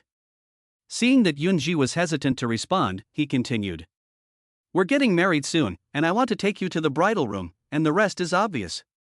Yunzi was thinking of a reason to refuse, but the beautiful hostess on the stage was already calling the price. Ashin, let's take a look at the auction items first. Sushin smiled, thinking that Yunzi had already agreed to move in with him. The phone kept ringing. Sushin immediately hung up the phone when he saw it was Inyiru calling. For some reason, Inyiru was making him feel irritated. Why didn't you answer? Yunzi noticed that his phone was ringing nonstop and knew what was going on at a glance. She said, something must have happened at the company again, right? You're so busy with your work, it must be really hard. Sushin's face was full of relief, and he looked at Yunzi's eyes with a little affection. You are really understanding, Zi. He thought to himself, the past is over, let's start over. He asked, do you want to live a good life with me? Yes. Yunzi looked very touched on the surface. You are such a good man. If I don't cherish you, where can I find another? Sushin suddenly hugged her into his arms. Gigi, don't worry, from now on I will treat you well. Yunzi did not forget Li Ye's warning. When she left the room, she reminded her not to let Sushin touch her, or else. Yunzi deliberately spilled the red wine in her hand and let it drip down the collar of Sushin's suit. His white suit was instantly soaked, and Yunzi took the opportunity to push him away. Oh, Ashin, you are so good to me, you are so excited that you can't even hold the wine steady. Chapter 15, no other man is allowed to touch her. With that, Yunzi quickly got up and left. She walked over to the 2 waitresses and asked them to help. Excuse me, my fiancé's clothes are wet. Could you please take him to the dressing room? The waitress in a black silk high-heeled dress immediately went up to help Sushin and warmly invited him to go to the dressing room. "Mr. Su, please follow us." Sushin originally wanted to take Yunzi with him and take the opportunity to do something in the dressing room, but the waiter was too enthusiastic, and Yunzi didn't give him any chance. The host's voice came again from behind. "Next, we will auction off the rarest pink diamond ever. Discovered." As the host's voice fell, a large, well-set pink diamond appeared on the display table, shining brightly under the lights. Everyone in the audience was transfixed. Natural pink diamonds are rare treasures, and the higher the quality and the larger the carat, the more expensive they are. Upon hearing this, Sushin was determined to win it. He turned to look at Yunzi. "Zi, I must win this ring tonight and give it to you." After all, he still had 300 million yuan in his credit card account from his father, and he was determined to win the bid for this collector's ring. After saying that, Sushin quickened his pace and followed the waiter to the dressing room. The voices of the surrounding celebrities could be heard. "Honey, this pink diamond ring is so beautiful, I want it. The owner of the Gold City auction house is really powerful. This is only the third auction, and they're already auctioning such a high-quality item. This pink diamond is so precious, it must be expensive. I don't care, I want it. I'm going to bid on it." A man whispered, "Baby, you don't have to get this ring. If it's too expensive, we don't have to bid on it. Maybe there are still many high-quality goods to be picked up later." There are not that many high-quality goods to pick up. Natural gemstones cannot be reproduced. This pink diamond is one of a kind. I want it anyway. I can hear the voice in my ear. The people at the scene were in high spirits, as if they couldn't wait to compete. Yunzi sat in the back. The Su family is a well-known family on the gold market, and Sushin is very proud. He was originally scheduled to sit in the front row, but because Yunzi was late, and she didn't want to be too conspicuous, she changed her seat to the back. Yunzi looked up, but because the distance was a bit far, she couldn't see it clearly. She just felt that the pink diamond ring was shining like starlight, and it was beautiful. The female host introduced, "This pink diamond is from F continent, a rare treasure, weighing 13.14 carats. Although it is not the largest pink diamond ring in the world, its quality is the best and it is unique. There is no second one in the world, which means love and eternity. Starting price. Wow, the starting price is so low, only 35 million. 45 million. 80 million. People around are competing to bid, determined to win. Yunzi estimated that the final price would be outrageous. In a short time, someone else bid again, and the price had already exceeded 100 million. Yunzi doesn't know much about jewelry, but she has heard Shangman say before that pink diamonds are particularly rare and expensive. There are many jewelry auction records in China. A 11-carat drop-shaped pink-purple diamond ring was auctioned for 390 million yuan. Anything over 10 carats is worth several hundred million yuan. This kind of rare treasure, Yunzi never thought of owning. Sushin had already changed into his clothes and was coming out of the dressing room. After hearing the price of the live auction, he was a little discouraged. There were many bidders, but he only had 300 million yuan on his card, so it seemed difficult to win it. But there were so many wealthy families present, and Sushin didn't want to lose face for his family. The lady sitting next to him had already leaned over and said with a smile, "Young Master Su, are you not interested in bidding for this diamond ring? Or is it that your fiancé doesn't like it?" It's not true that she doesn't like it. The words of the celebrity seemed to make Yunzi feel a bit embarrassed. Chapter 16, Li Tianya's gift. Yunzi didn't care. Her purpose for coming here was not to bid on the jewelry. Sushin, however, was concerned about his reputation and felt that the socialite was slapping him in the face, so he immediately raised his bid to 250 million. The Su family has a lot of money, and Sushin is known for his generosity, which is no secret in the industry. The other ladies secretly envied Yunzi. However, Sushin spends money lavishly on a daily basis, and Chairman Su began to control his finances. He came to the auction today because he was getting married, and he transferred 300 million yuan to his account. Someone continued to bid. Sushin's credit card balance was already insufficient, and before he left, his father had sternly warned him not to exceed his limit. But for the sake of the family's reputation, he had no choice but to take a gamble. "Yunji, I'm going out to make a phone call. Yun Ziyi seemed to have seen his embarrassment and said softly, "Did you bring enough money?" The voice was neither too loud nor too soft, and everyone around could hear it. They all looked over at him. No way. That's the Su family's eldest son. With such a strong family background, he can't possibly not have enough money. He didn't earn the money by himself. He's just a useless rich kid who knows nothing but to live off his parents. He doesn't have the ability to come out and make a fool of himself. What are you talking about? The Su and Yun families are getting married, and the invitations have been sent all over the city. Oh, the wedding is next week, and Master Su is coming with his fiancée. It's obvious that he's determined to win. Sushin's face was a bit ugly. He didn't want people with low standards and limited vision to look down on the Su family. So he sat down to bid while sending a message to the company's finance department to transfer money to him. However, the amount soon became absurdly high. Sushin could no longer sit still, and he rushed out of the crowd while on the phone. This play is so boring. Yun Ziyi got up and was about to go for a walk to get some fresh air. But at this moment, a cold voice rang out in the hall, and the diamond ring was almost sold for a sky-high price. The scene was in uproar. Then it became silent. Yun Ziyi walked away and only faintly heard the female host's voice. The amount was several times higher than before, and no one at the scene dared to bid. The auction was completed, and everyone was waiting for the mysterious person who had finally bid on the diamond ring to appear. However, in full view of everyone, all they saw was a bodyguard in black clothes and sunglasses who walked up to the stage and swiped his card. Then, he whispered to the hostess, "Please pack it up and give it to that lady."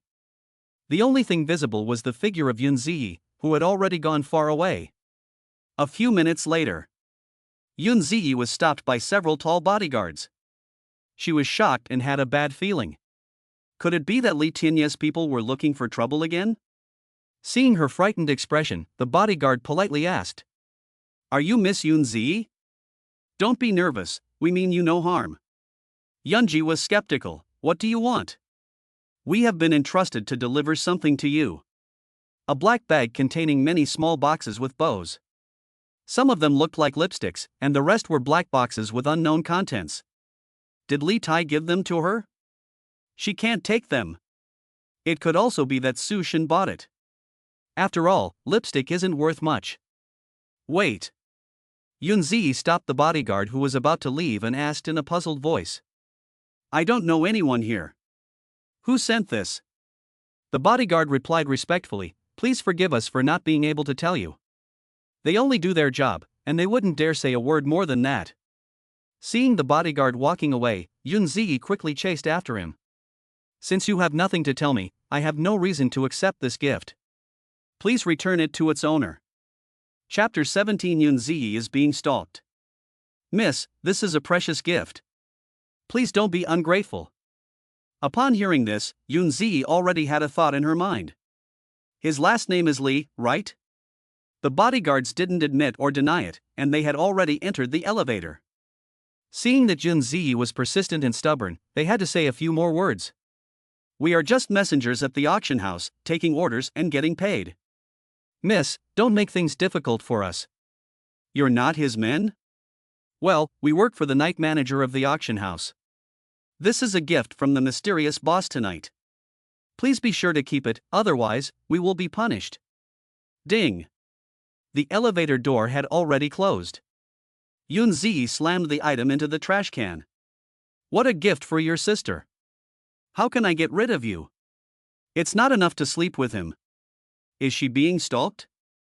Who cares about his gifts? Whoever wants them can have them."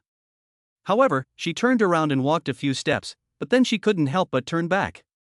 She had to pick up the small gifts that were scattered everywhere. There were several lipsticks from YSL and Chanel, as well as perfume, and finally a small black gift box with no logo or brand name, so she didn't know what was inside. Just as Yunji picked up the items, she saw Sushin walking over. "Gigi, I just made a phone call and missed the auction for the pink diamond." "Don't worry, I asked the staff and found out that there is another auction for the green diamond later. I will definitely get it for you this time." "Green diamond? She is quite green." Yun Ziyi was speechless. "Aushin, I don't feel well. I want to go back to my room to rest first." Sushin nodded and then looked at the black gift bag in her hand. What are you holding? Yunzi pointed to the big makeup store not far away and lied to her, as if it were the truth. I just bought a few lipsticks and perfumes. Sushin grabbed two things at random, a lipstick and a bottle of perfume. He smiled lightly and said, why didn't you ask me to buy it for you? Yunzi felt disgusted in her heart, grabbed the things and put them back in the bag. The two of them did not return to the auction site. Sushin planned to take Yunzi back to the Su family to live together. Yunzi refused. How could she possibly live in the same room with such a sinister beast? They did it too cleanly. In such a short time, Yunzi simply couldn't find any evidence that they had harmed her. Yunzi didn't know that her car had been burned to the ground by them, and that the thugs they had hired that night had been dismissed, and the dashcams of the dozen cars that had chased her had all been destroyed. With the evidence she has now, she can't prove that they hired someone to kill him. At most, she could expose his affair with Inyiru on the day of the wedding, nailing them to the pillory. They will become the laughingstock of everyone. By then, the Su and Yun family's reputation for being the most powerful in the world would surely decline. If Inyiru is caught having an affair with her brother-in-law and the scandal is made public, I'm afraid even Ding Mei, the stepmother of the green tea, won't be able to save her. Yunzi will seize the opportunity to kick Inyiru out of the house. For so many years, she has been enjoying the wealth and material possessions of the Yun family. Inyiru is just Ding Mei's daughter by her ex-husband. She really thinks she is the real daughter when she comes to the Yun family? Now that she, Yunzi, is the real heiress, she will expel that fake bitch from the Yun family and tell her to go as far away as possible. Gigi, why won't you come back to the Su family with me? Sushin coaxed with a gentle voice. For some reason, he suddenly felt that Yunzi exuded a unique feminine charm, especially attractive. He was obviously drooling over her body, and seemed to have made up his mind to get her no matter what. Yunzi's eyes were cold and she didn't reply. Seeing that Yunzi was unmoved, he changed the subject again. It seems that my precious Z is very tired. Otherwise, let's stay in a hotel here tonight. The reason Yunzi agreed was because she had just happened to see a message from her friend Xiangman on her phone screen. Xiangman, Jinjun, and Yuru has arrived at the auction house. She doesn't have an invitation and was stopped by security outside the venue. Yunzi had a backup plan tonight, in case she was caught in the same situation again. So she contacted Xiangman in advance to keep an eye on things. Xiangman is a senior jewelry designer, and with the contacts she has made in her day-to-day life, it is not difficult to get an entry ticket.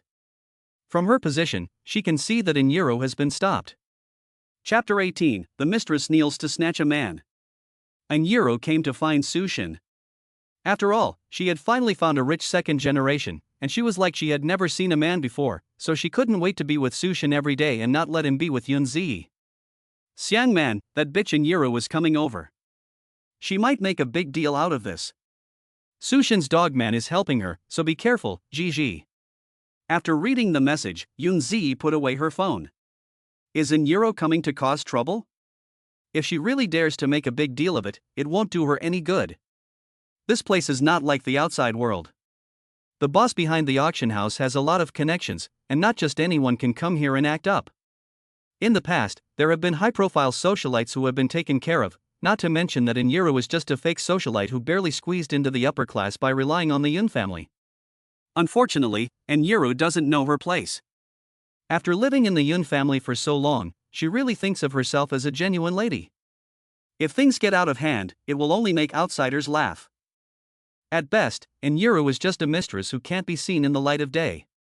If things get out of hand, it won't do her any good.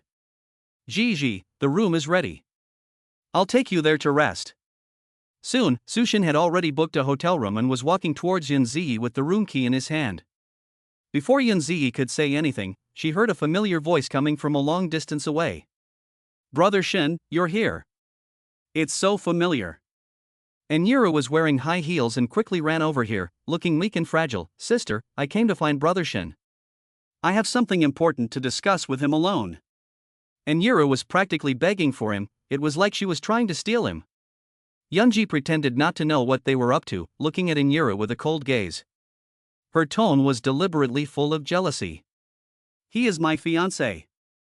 It is inappropriate for you to come looking for him so late at night. Are you so shameless that you want to flirt with your brother-in-law? Aren't you afraid of being teased if this gets out? Yunzi was right, and Inyiru's face turned a bit ugly. But she could only endure it. After all, Yunzi is not dead, and she is the rightful heiress of the Yun family. And she and Sushin were sneaking around and got her pregnant. If Yunzi found out, she would be kicked out of the Yun family. She listened to her mother's words, and after all the hard work she had done, she had hooked up with Sushin while Yunzi was abroad for a few years, and she was about to marry into a wealthy family. She couldn't mess it up at this critical juncture. And Inyiru could only suppress her anger and wear a very gentle smile on her face. Sister, do you have any misunderstanding about me? Brother-in-law is indeed a handsome man, and he is the best among the second generation of the rich in Jinshur. But he is your man after all, how dare I flirt with him? The reason why I came so late is that I really have something important to discuss with him. Oh? You didn't want to hook up with him? How can you prove it? Yunzi asked. I swear. And Inyiru raised her hand. Yunzi's voice was strong, swearing is the most useless thing. And Inyiru was not convinced. Sister, I really just admire him, I don't want to sleep with him, you have to believe me. Okay. Yunzi also took advantage of the situation and stepped down. She looked at Sushin with a tentative look in her eyes and asked in a soft tone, Sushin, my sister is looking for you. Do you want to talk to her? This. Sushin hesitated, looking at Inyiru, who was full of tears in her eyes. Her eyes then swept over her stomach. Inyiru is pregnant with his child. The reason why she came so late was probably because of the baby. Jasmine, will you go back to your room and wait for me? Sushin had already made a choice. Next to him. Seeing that Yunji was unmoved, Inyiru knelt in front of her and began to act pitiful. Sister, my uncle and my mother said that the company's project has encountered some problems, so I came to ask Brother Shin for advice. By the way, there was a problem with the drawings I designed at the company before, so I want to talk to Brother Shin alone. Inyiru lies through her teeth. Why do you have to talk about company matters at night? She can't stand the loneliness, so she's probably looking for Sushin to have fun. Yunzi didn't expose her. The scumbag and the bitch really are in love. She was worried about getting rid of Sushin, the dog skin plaster. I didn't expect Inyiru to treasure it. Seeing Sushin's concern, she began to help Inyiru, who was kneeling on the ground. Yunzi pretended to be jealous. She slapped him in the face. Shum, I love you so much, but you really disappointed me tonight. We are no longer friends. You go and stay with my good sister. Yunzi ran away with tears in her eyes, looking heartbroken. Sushin frowned with a grin on his face. He never thought that Yunzi loved him so much that she not only thought of him in every way, but even gave up her love for him. Jade, don't go. Let me explain. Before he could take a step, Inyiru had already wrapped herself around him like a vine, tears falling like rain. Dear, who is this man you are with? I'm pregnant with your child, don't you care at all? I even knelt down to Yunzi to be with you alone. What more do you want from me? Do you not love me anymore? Inyiru cried out, I'm going to get an abortion right now. People passing by began to gather and whisper. What's going on? She's pregnant and wants an abortion. That's right. A group of security guards also came over at this time, and sternly reminded Inyiru, Miss, this is a public place, please don't make a lot of noise. Inyiru's face was frozen, as ugly as it could be. At this moment, Sushin felt humiliated. Afraid that she would continue to make a fuss and attract more people to watch, he quickly pulled her away. Chapter 19, The Diamond Ring Bought at a High Price. Yunzi had been running along the luxurious corridor for several minutes. Only then did she slow down. She was relieved that she had finally gotten rid of that hypocritical scumbag, Sushin. Thanks to the fact that he was tied up with Inyiru and couldn't get away, otherwise she would have been in trouble tonight. If it weren't for Inyiru's meddling, she probably wouldn't have been able to get away so easily. Although she had slapped Sushin again, she still felt that it was not enough to vent her anger. Compared to the harm they had caused to her, it was still far from enough. Tonight was a roller coaster ride, and she finally managed to get away. Yunzi went to the hotel on the other side and opened a new room. She sent the room number to Xiangman and told her to come and gather. While waiting, Yunzi took off her black dress and went to the bathroom to take a shower. When Xiangman arrived, Yunzi had already finished her bath and was wearing the women's pajamas provided by the hotel.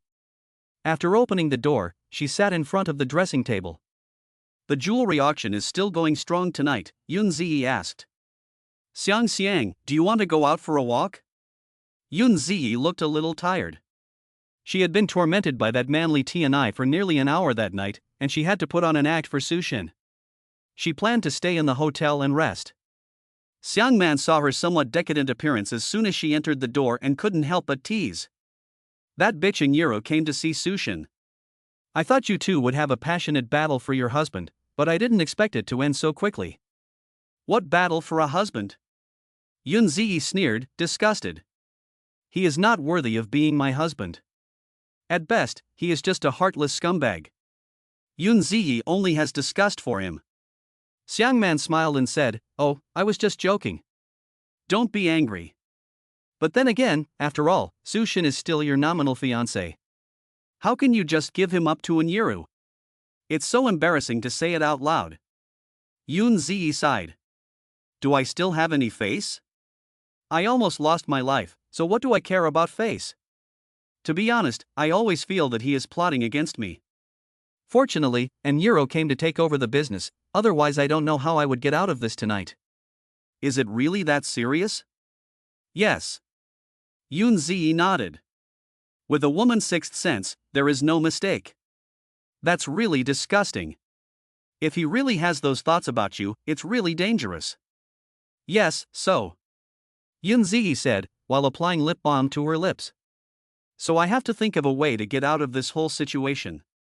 If I expose their dirty deeds on the wedding day and completely ruin their face, I won't be able to stay in Jean City anymore."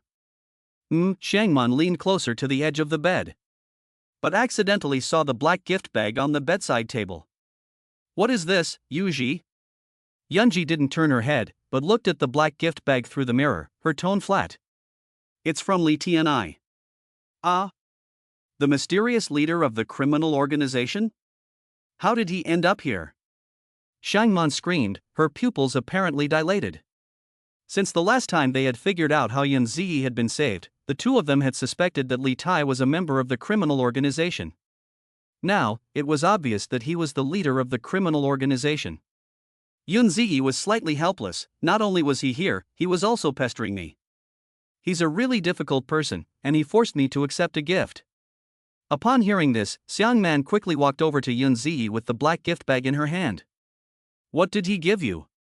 "Probably some lipstick or perfume." Yunzi didn't want to accept it at all, and didn't even open it after bringing it back. Whenever she saw those things, she would suddenly think of Li Tianya's cold face. Xiang, throw it in the trash for me." "Ah?" Xiangman was obviously stunned. "It's all big-name perfumes and lipsticks. It's a waste to throw them away. Do you like it? Then you can use it. This is not a good idea." Xiangman refused, but her hands could not stop picking things up and unpacking them.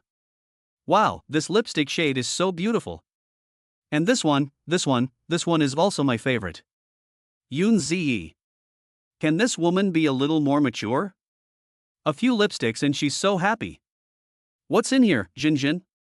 After unpacking the lipsticks and perfumes, Shangman took out an extremely delicate box with no logo. As soon as she opened it, she was shocked. It wasn't just any little gift, but a pink diamond ring that sparkled with a dazzling radiance. The ring was indescribably beautiful, and the light it emitted was unique to a top-quality natural diamond, so beautiful that it was hard to take your eyes off it. "It's so beautiful, it can't be fake, right?" Shangman also used her professional expertise and skills to carefully inspect and confirm. "Holy shit, it's real." Chapter 20, asking who that man was. Yunzi turned around at the sound of Shangman's shocked scream. She looked at the diamond ring in Shangman's hand. She recognized it at once. It was the pink diamond that had been the centerpiece of the auction tonight. The person who bought the pink diamond ring was none other than Liye. When the two of them were in the hotel, he had asked her specifically what kind of gift she liked, and she had rejected it outright. She never thought he was serious. It turns out that the gift he was talking about was not lipstick or perfume, but this expensive diamond ring. Damn. I can't envy her this favor. Xiangman is a high-end jewelry designer. She knew how precious and rare the pink diamond ring was. The inscription on the ring band shows that the heart-shaped diamond weighs 13.14 carats, making it a unique and extremely valuable treasure. Jasmine, why don't you try it on? Xiangman took the ring and came over, grabbed Yunzi's left hand and put it on her ring finger. It's so beautiful. That man is quite considerate, giving you such a big surprise. It's more of a shock than a surprise. Yunzi was completely dumbfounded. What did he mean? Why did he give me such a valuable ring? Could it be that he has fallen for you and is proposing to you? Xiangman continued, that's not right either. Sushin was there tonight. Doesn't he know you have a fiancé? Yes, tonight he deliberately blocked me and Sushin in the hallway and threatened me to have that kind of relationship with him. The last few words were almost stuck in her throat.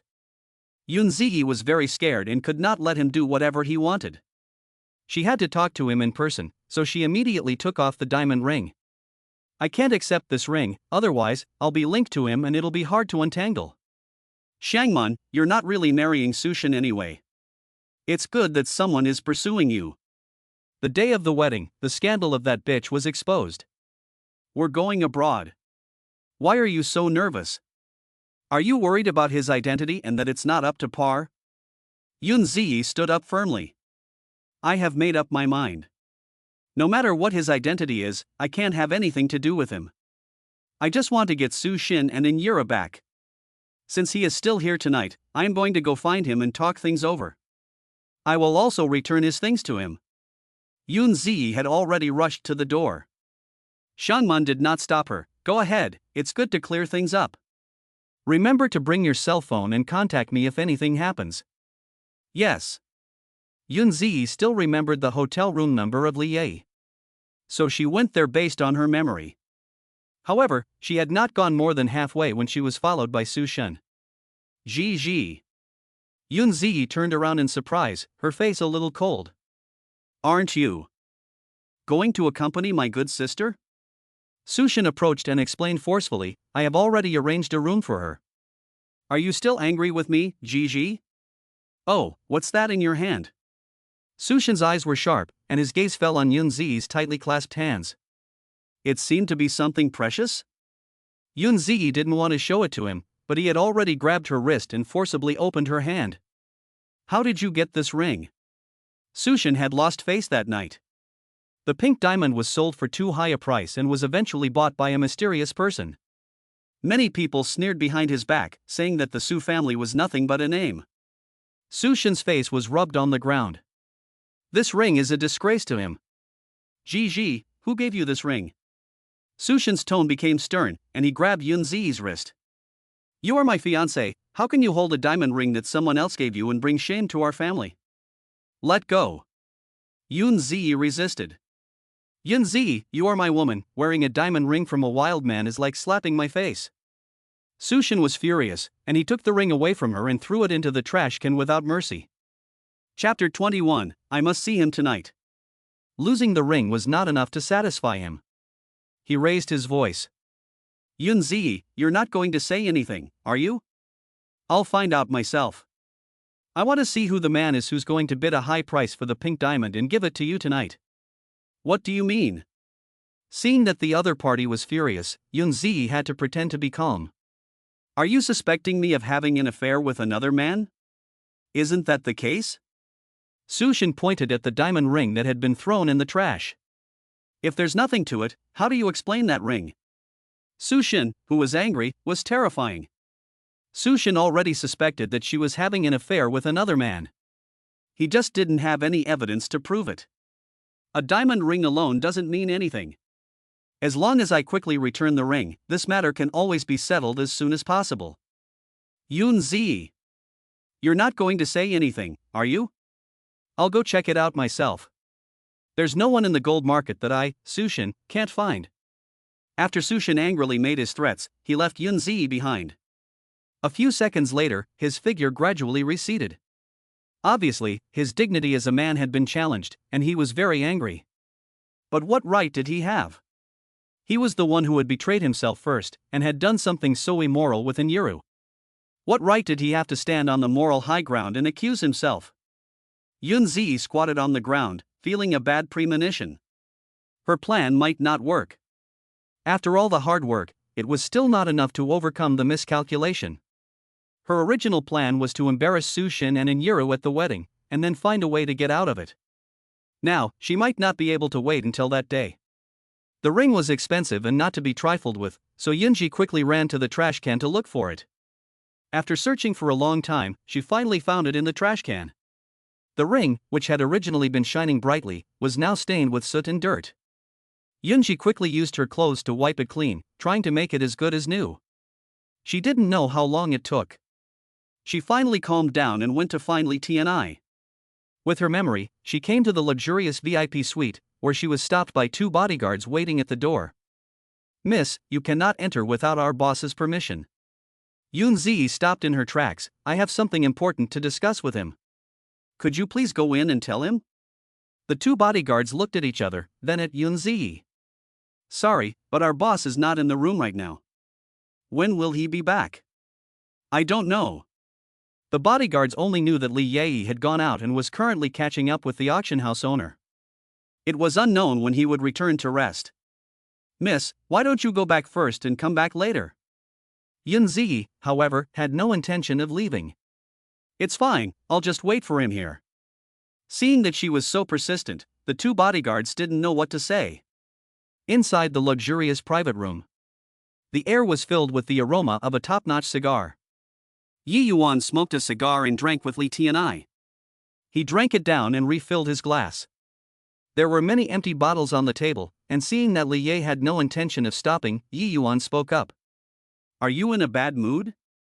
Li Tai's long, slender hand held the wine glass, brought it to his mouth, and swallowed the wine in a few gulps. "When will you stop gossiping?" Obviously, Li Tai didn't want to talk about his personal life when asked. Ye Yuan was not happy. It was the middle of the night, he was not going to his room to rest, and he was drinking with me.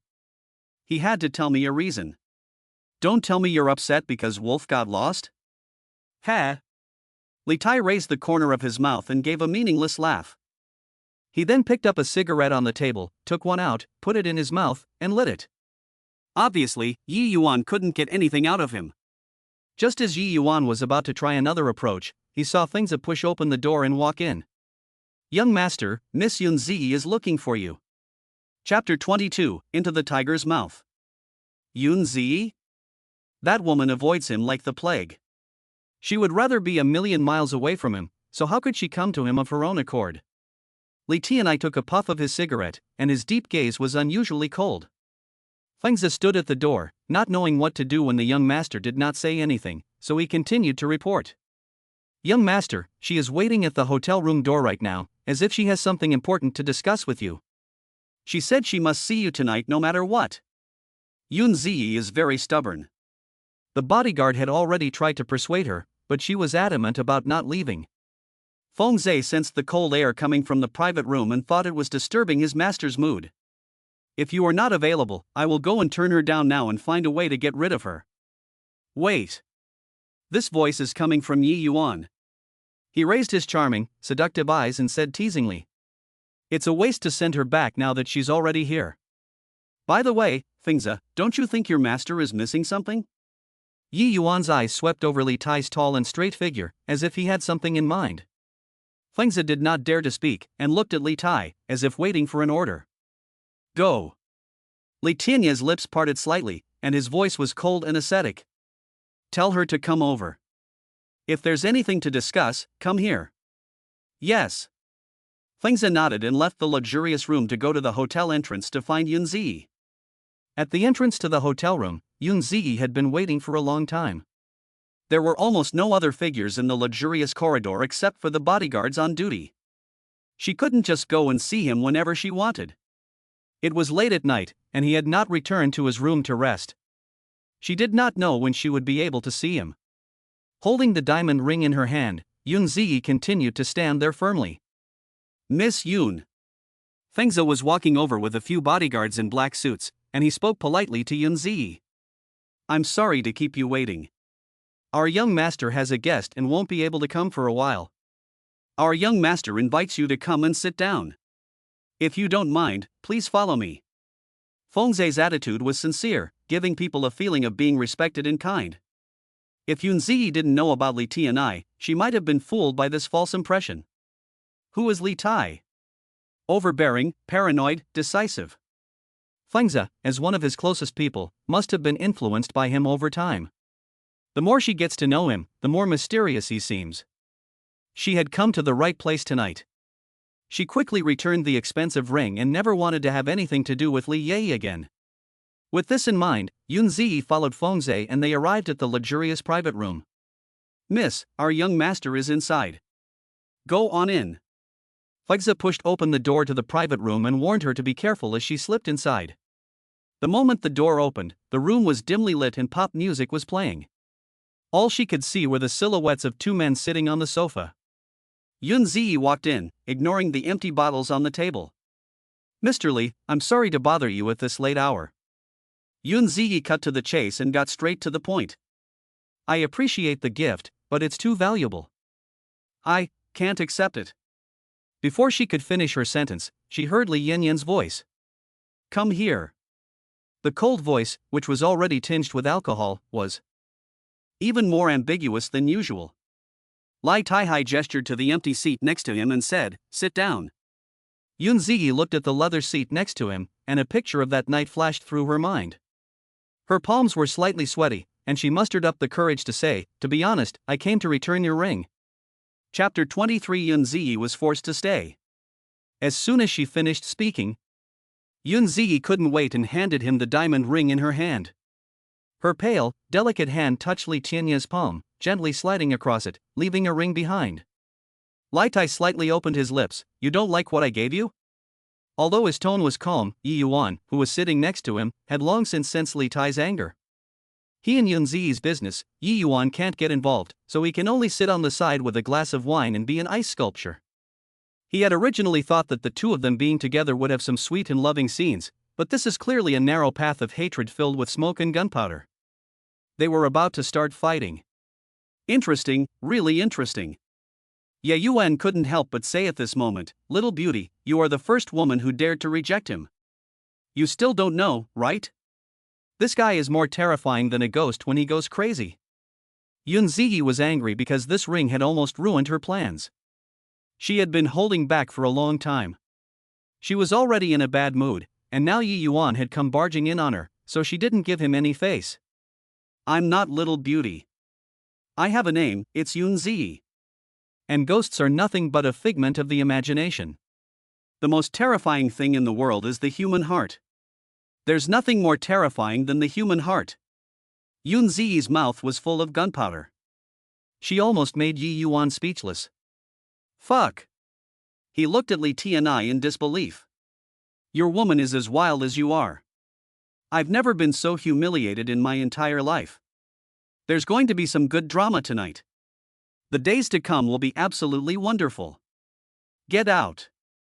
Li Tai's voice rang out again, cold and piercing, with a word still lingering between his lips. Get out. Upon hearing this, Yunzi turned around and left without looking back. She had upset him, and whenever he was displeased, he would take it out on someone. She left without a word. Fortunately, her goal was achieved, and she was relieved to be able to get away. She just hoped that she would never have to deal with him again. When she reached the door of the compartment, she was about to open it when a figure darted out like the wind. He was chasing me. The man had already run far away. Yunzi was slow to realize that she had already been restrained by a pair of large hands around her waist. The strong arms easily picked her up and carried her to the sofa. Yunzi, why are you running? Yunzi looked around the box in horror. There were only two people left. A bad feeling came over her. What bad luck! What bad luck! She should have known that Li Tianai would not let her off so easily. Yunzi, are you so eager to go back and see your fiancé? She was forced to sit on the man's lap, and the pressure on her waist made her gasp. Answer me. Li Tai's hand tightened, as if he were trying to crush her waist. Why do you keep mentioning him? She whimpered in pain, her eyes brimming with tears. What does he want? Young Master Li, you deliberately cornered me and Sushin in the hallway tonight, making me look bad and unable to save face. I've had my fun with you. I could have let it go, but why did you give me a ring when you knew I was engaged? Do you really like to be stimulated so much that you have to force me to stay with you? You promised me that you wouldn't cause me any trouble after I had been with you, but you broke your promise. I will never trust you again. Yunzi only hoped that he would let her go. But for him, all the soft soaping and hard talking was useless. Finally, she was too exhausted to struggle, and Tian let go of her waist. He put the ring on her finger. Chapter 24. Record a voice message to prevent him from denying it afterwards. If you behave yourself, I won't bother you after tonight. Yunzi was skeptical. Are you sure? The cool breath enveloped her, and the man's thin lips pressed down, sweeping her lips and sucking them. Don't be too confident. You're getting married soon, and I'm not interested in young wives. I promise I won't show up again before your wedding. The man's promise made her heart sink. She thought he would go crazy and try to sabotage her wedding and ruin her plans again by going to Sushin. It seems that she was worried for nothing. But one learns from one's mistakes. Yunzi took out her cell phone and turned on the recording. Mr. Li, what if you don't keep your promise after this? Do you mind if I record this? You just promised me that after tonight, you would never appear in front of Sushin again, that you would never let him know about our relationship, and that you would never interfere with my wedding to him. If you break my plan, How? There was a mischievous smile in his eyes. I will definitely not let you go. Really? He smiled charmingly and dangerously, as if he found it more and more interesting. I must. Yunji wanted him to repeat what he had just said, recorded it, and then put away the phone with satisfaction. She thought to herself, with his recording, she was finally safe. However, Tian's condition was that she accept the diamond ring. Yunji asked why, and his reason was, there is no reason to take back something that has been given away. The pink ring was firmly placed on her ring finger. Yunzi felt that it was a hot potato. It seemed that he would not stop until she accepted the ring. She could only promise to take it, and then ask Xiangman to help her deal with it when she got back. Sushin already suspected her tonight. After she got back, the ring must not be seen again. The breath of Tian sprayed on her ear, causing her ears to tingle. His palm stroked her back, circling her in her pajamas. Tonight, will you stay and rest together? It seemed to be asking her for her opinion, but it also seemed to be a domineering notice and order. Yunzi couldn't refuse. Because she knew that it was useless to refuse. Does Master Li mean that I have a choice? You forced me to stay, and now there are only two of us in the entire compartment. I'm afraid I can't leave even if I want to. Her pink lips opened and closed. She was still in the same position, sitting on his lap, held there by force. The posture is full of ambiguity, and even the air has become enchanting. Tian stared at her lips. You have a sharp tongue. Did I say something wrong? Yes. Because, not only will she not escape tonight. In the future, she will be unable to escape. From the moment she intruded into his life, the two of them were destined to be intertwined. How could she be so naive as to think that she could get away with it by just going along with him once and then get a lifetime of freedom? She started it, but she didn't finish it. He wouldn't let her get away with it. Yunzi, you will have to stay by my side sooner or later, not leaving my side for a moment. Yunzi didn't know what the man in front of her was thinking. She only thought that she was being a bit unfair. After all, he had saved her life that night, and that was an undeniable fact. She broke free from the man's embrace and stood next to the sofa, her tone sincere. Thank you for that night. You saved my life, so I don't have the right to make any demands. But don't worry, when I'm more capable, I'll definitely repay you. Chapter 25. He said his skills were too bad. Li Yenshan was born into a noble family and was the pride of the heavens. He has a characteristic of wanting to get something in return for everything he does, such as saving her. He must get something from her. As it turned out, he was very satisfied. His deep gaze slid down her throat. You don't owe me anything. You don't need to repay me. If you must say something, you took my body and didn't take responsibility. Yunzi widened her eyes in surprise. Li Ye, you clearly asked to have sex with me, so how did it become that I took your body? You were the one who seduced me.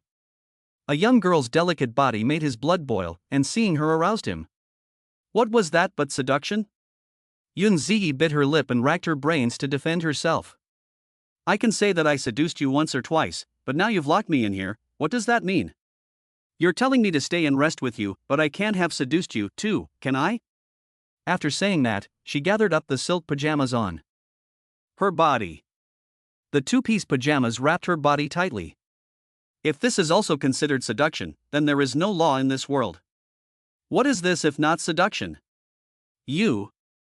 I can't be wrong even when I breathe. Yun Ziyi couldn't understand why she had seduced him. Could it be that it was her fault for looking like this? She was annoyed, and Yun Ziyi was like a small volcano about to erupt, with a full mouth of flames spewing out. You say I seduced you into having sex, but you're a man and I'm a woman, so you obviously took advantage of the situation. Besides, that night was my most precious first night, so you didn't lose. On the contrary, you are very skilled and know how to tease. Who knows how many women you have slept with before? It's not her business to know how many women you've slept with. She doesn't have the right to do so. Therefore, Yun Ziyi only hopes that his hands don't reach too far. So, you approve of me in that regard? The man's hand wrapped around her waist, and the tone of his voice was ambiguous. Yun Ziyi immediately retorted, no. His technique is terrible, it hurts me to death, I'm not satisfied at all. Really? The pressure on her waist increased. She was directly seated on his side. Yun Ziyi said stubbornly, of course, doesn't Mr. Li know? But I clearly remember. What? When we were in bed, you held me tightly and begged me not to stop. Her lips were covered, so she could only make a muffled sound. A strong scent of male hormones swept through her mouth, and it was like she had been electrocuted. Her body immediately softened. The harder her mouth was, the softer her body became. At that moment, she was like a pool of water, soft and without a backbone. Her hands instinctively wrapped around his neck, barely providing any support. Yun Ziyi was instantly swept up in the ambiguity of the moment. The long kiss ended, and the man's voice came out, try it, are you satisfied with my technique? Yun Ziyi said firmly, no. Then I guess I'll have to try it a few more times. You animal. Oh, this man is crazy. The kisses fell thick and fast on her neck, and Yun Ziyi was already feeling a little overwhelmed. Li, don't bite. Afraid he'll see? You know very well why I'm asking. How can I marry him in a wedding dress with all these hickeys? The other party's words were unintentionally bouncing in his minefield. But Li Tian endured it, his tone affectionate. Then listen to you, be a little quieter, huh? He didn't want to make her cry while doing this. So he gradually reduced the intensity of his kisses. Chapter 26 Keeping the relationship a secret. Li Tian carefully took care of her feelings. He was afraid of breaking the petite woman. He always hides his emotions, but beneath his calm appearance, a raging fire is already burning. Yun Ziyi was still thinking about her wedding, but she didn't know that her repeated entanglements with Li Tian had doomed her wedding to be a major disaster. Outside the private room, Yi Yuan's legs were aching. What's going on? It's been half an hour since Li Yi and Yun Ziyi were alone together, and they had driven him out without mercy. Hey! Are we still drinking this wine? I haven't even got my jacket yet. The door to the private room was tightly shut and there was no response. Damn it! Yi Yuan angrily cursed, and Yun Ziyi came to talk to Li Yi about something. It's probably not really talking about something right now. But she's up to no good. Can you be more discreet? Don't do it in the private room. He's going to drink in there later. These two don't know when they'll be done. Ye Yuan couldn't help but lean over and ask Xiangfeng. What is the situation between your husband and Yun Ziyi? Feng's mouth was tightly shut, but he was telling the truth. Young Master Yi, you've asked the wrong person about this. I really don't know. You really don't know? I really don't know anything. He's really stubborn, and he's in cahoots with your master. Yi Yuan lit a cigarette. Tian is really not a good friend. He's typical of the kind of person who forgets his friends when he sees a pretty girl. He was the one who dragged me to drink, but when that woman came, she mercilessly kicked me out. If it weren't for Li Yi spending so much money in his place, he wouldn't have taken this kind of abuse. He is a real bully who can get along well in both the black and white worlds. There's no way around it. Lai Tai gave him too much. It was really too much to refuse. For a super big client like this, there is simply no reason for Yi Yuan, who loves money, to refuse. Fengzi knew that Yi Yuan was angry, so he could only appease him. Young master, calm down. Why get worked up over Miss Yun? Why don't I call two of the top beauties in Jinshi to come over and keep you company? This is the best comfort Fengzi can offer. Drinking is a pleasure, and it would be a shame to not enjoy it to the fullest. But no matter who's having a bad time, Fengzi can't let Yi Yuan ruin Li Tai's fun. Ye Yuan smiled wickedly. Do I need those two women? Of course not. Fengzi paused and continued, young master, but it's not a good idea for you to keep standing here. After all, as his personal assistant, I really don't know when our young master and Miss Yun will finish their conversation. This is true. Yun Ziyi did come here tonight to talk business with Li Ye. But after all the trouble she went to, she not only failed to achieve her goal, she also put herself in the tiger's mouth, and there was no way back. Yi Yuan smiled seductively. So he likes this kind of thing? That little beauty has a sharp tongue and is not very obedient. It seems that she is somewhat difficult to tame. I said, Fengzi, when did your young master's tastes become so unique? He actually likes young wives? Cough. Fengzi paused. The words were a bit harsh, but they weren't untrue. Yun Ji is the fiancé of the Su family's young master. The wedding is about to take place, so it's not far off the mark to call her a young wife. Huh, interesting. Ye Yuan's eyes were full of playfulness. He's really playing. He won't wait until Yun Ziyi gets married and still maintain this relationship with her in private, right? Chapter 27 The Two Gossip. Fengzi shook his head, indicating that he had nothing to say. Young Master Yi, you're being too nosy. Yi Yuan sneered coldly. Fengzi, as the closest person to him, aren't you curious at all? It's not true to say that I'm not curious.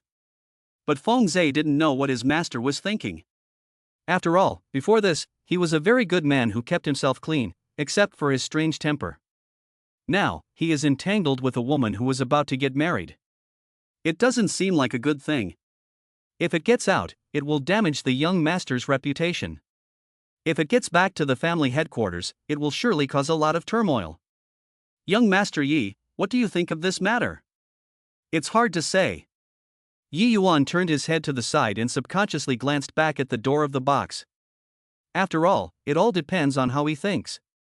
With his status, he certainly won't lack women, but he is entangled with Yun Ziyi. As a businessman, I really don't have any good advice. Tut. What a pity. What? Fengzi was at a loss, not knowing what Yi Yuan was sighing about. That little beauty is a flower, but she is stuck on a cow dung. Fengzi was speechless. Our young master is nothing like cow dung. I'm talking about her fiancé. That's more like it. That little white face of the Su family is nothing but a pile of cow dung, attracting all the stinky flies and mosquitoes. It's a misunderstanding. I didn't mean to insult your master. Fengzi, don't tell him about this, or he'll get angry and ruin my luck. Yi Yuan specifically said that after all, he loves money as much as life itself. If he angers Li Tian, he will lose a fortune. The two of them were still chatting. I don't know how long it was. The door to the private room opened, and a cold breeze wafted out. Ye Yuan and Fengzi sensed the coldness behind them and both turned around to look. The room was filled with a sense of beauty. Yun Ziyi straightened her clothes and felt her legs shaking. Li Tian picked her up in his arms and carried her back to the room. I'll carry you back to your room to take a bath. Yun Ziyi did not refuse. She was about to die, so she chose to bury her head in his chest. Her face was close to his chest, and she was firmly held by him. For some reason, she felt a sense of security she had never felt before. Li Tian walked out of the private room with Yun Ziyi, and Fengzi and Yi Yuan's eyes were wide as saucers. The air was quiet at the moment, but it was more eloquent than words. Ye Yuan, I'll finish the wine next time and continue to accompany you at my Yanli Dunman castle. It was getting late, and Li Tian left with Yun Ziyi, heading to the hotel to rest. Yi Yuan and Fengzi looked at each other. When Li Ye had gone far away, Yi Yuan couldn't believe it and let out a sound. Shit, is he serious? Fengzi shrugged his shoulders. Young Master Yi, you should get some rest early. I won't keep you company. After saying that, Fengzi quickly chased after him. He quickly arrived at the luxurious hotel suite after passing through the luxurious corridor and taking the sightseeing elevator. Yun Ziyi was placed at the door of the bathroom. A few minutes earlier, Li Yi had called in advance, and the hotel maid had already put the bath water on and prepared the bath supplies. Yun Ziyi stepped on the floor and carefully took off her pajamas. She walked towards the large bathtub filled with warm water. The man stood aside, undressing, and his tall figure blocked most of the halo. As he unbuttoned his shirt, revealing his firm pectoral muscles and abdominal muscles, Yun Ziyi quickly turned her head away. Chapter 28, Sleeping with Him. After Tian took off his clothes, he walked towards the bathtub. Forcing his way past her face, he wouldn't let her turn her head away. They're so familiar with each other, why hide? Yun Ziyi took in his entire body, everything she should see and everything she shouldn't, all intruding into her eyes. Deep down, she was already shocked, but she tried to keep calm. Aren't all men like that? Who says I'm hiding? She's just tired. All? Li Yi seemed to have grasped the point. He was deep thinking, suspicious and sensitive. Yun Ziyi suddenly realized that she had said the wrong thing. She had finally gotten him to calm down, but she couldn't let him get upset again, or else she would have to start all over again. Has he touched you? Tian asked, or have you seen him? Is there a difference? Yun Ziyi asked in return. Yes. Yun Ziyi said lightly, he has never touched me, and I have never seen him. That person has always been a fighter in my stepsister's bed. I am not a woman who was desperate for food. Sushin might have feelings for her, but Yun Ziyi was just using him. She wanted to use the wedding as a springboard to expose their ugly faces and leave a mess for the world to laugh at. What time will you be back tomorrow morning? Li Yi turned on the shower and began to take a shower. Yun Ziyi, the sooner the better. She hadn't yet decided how to deal with Sushin when she got back. But she wasn't in a hurry to go back, because at that moment, Sushin was lying in her stepsister's bed. What's more, Yun Ziyi didn't even know that they had already had a child together. 20 minutes later. Yun Ziyi got out of the bathtub, wrapped herself in a towel, and headed for the big white bed. Li Yi. Lying next to the man, she reached out and held his thin waist. Do you still mean what you said? Yes. Tian held her waist, pulled her into his arms, and rested his chin on top of her head, rubbing her hair. Okay, I hope you keep your word. Good night. She felt a strange sense of relief, finally able to stop worrying about changes to the plan. She hugged him tightly and soon fell asleep. Tian, however, had trouble sleeping. His rough fingertips gently glided over her soft skin, feeling the fleeting beauty. A chess game gradually formed in his mind. The moonlight outside the window was very bright.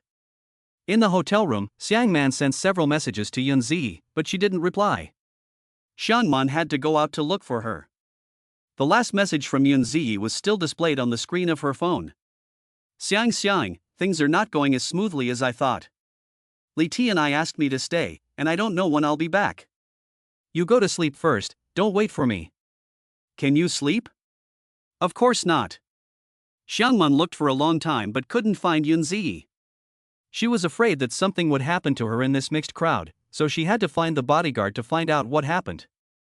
But after asking around, she didn't get any answers. Since Sushin and Inyiru were also here, she had to go and discreetly find out about them. As long as they are not moving, she can basically be sure that Yun Ziyi is safe. At this moment, Sushin and Inyiru were lying on the big bed in the hotel. She had specially come to see Sushin, and Inyiru had stuffed her Hermes bag with sexy lingerie beforehand. However, Sushin, who used to be passionate about her, was not moved by her seduction tonight. Brother Shin, you don't love me anymore. Seeing that Sushin was not intimate with her, Inyiru was very aggrieved. Did she come too late and Yun Ziyi went to bed with him first and sucked him dry? Chapter 29, Investigating the man behind her. Brother Shin, did you sleep with Yun Ziyi? Facing the accusation, Sushin didn't bother to answer her. He continued to check his phone contacts. He must find out who gave Yun Ziyi the ring tonight. The person on the other end of the phone replied in a trembling voice, "Young master, the auction house has its own rules. The identity of the big shot who bought the ring at a high price is kept secret. He must be someone important." No matter how we asked, the people at the auction house wouldn't say a word. The subordinate on the phone could only continue to speculate. People in that kind of place come from all over the world, and there are all kinds of people there.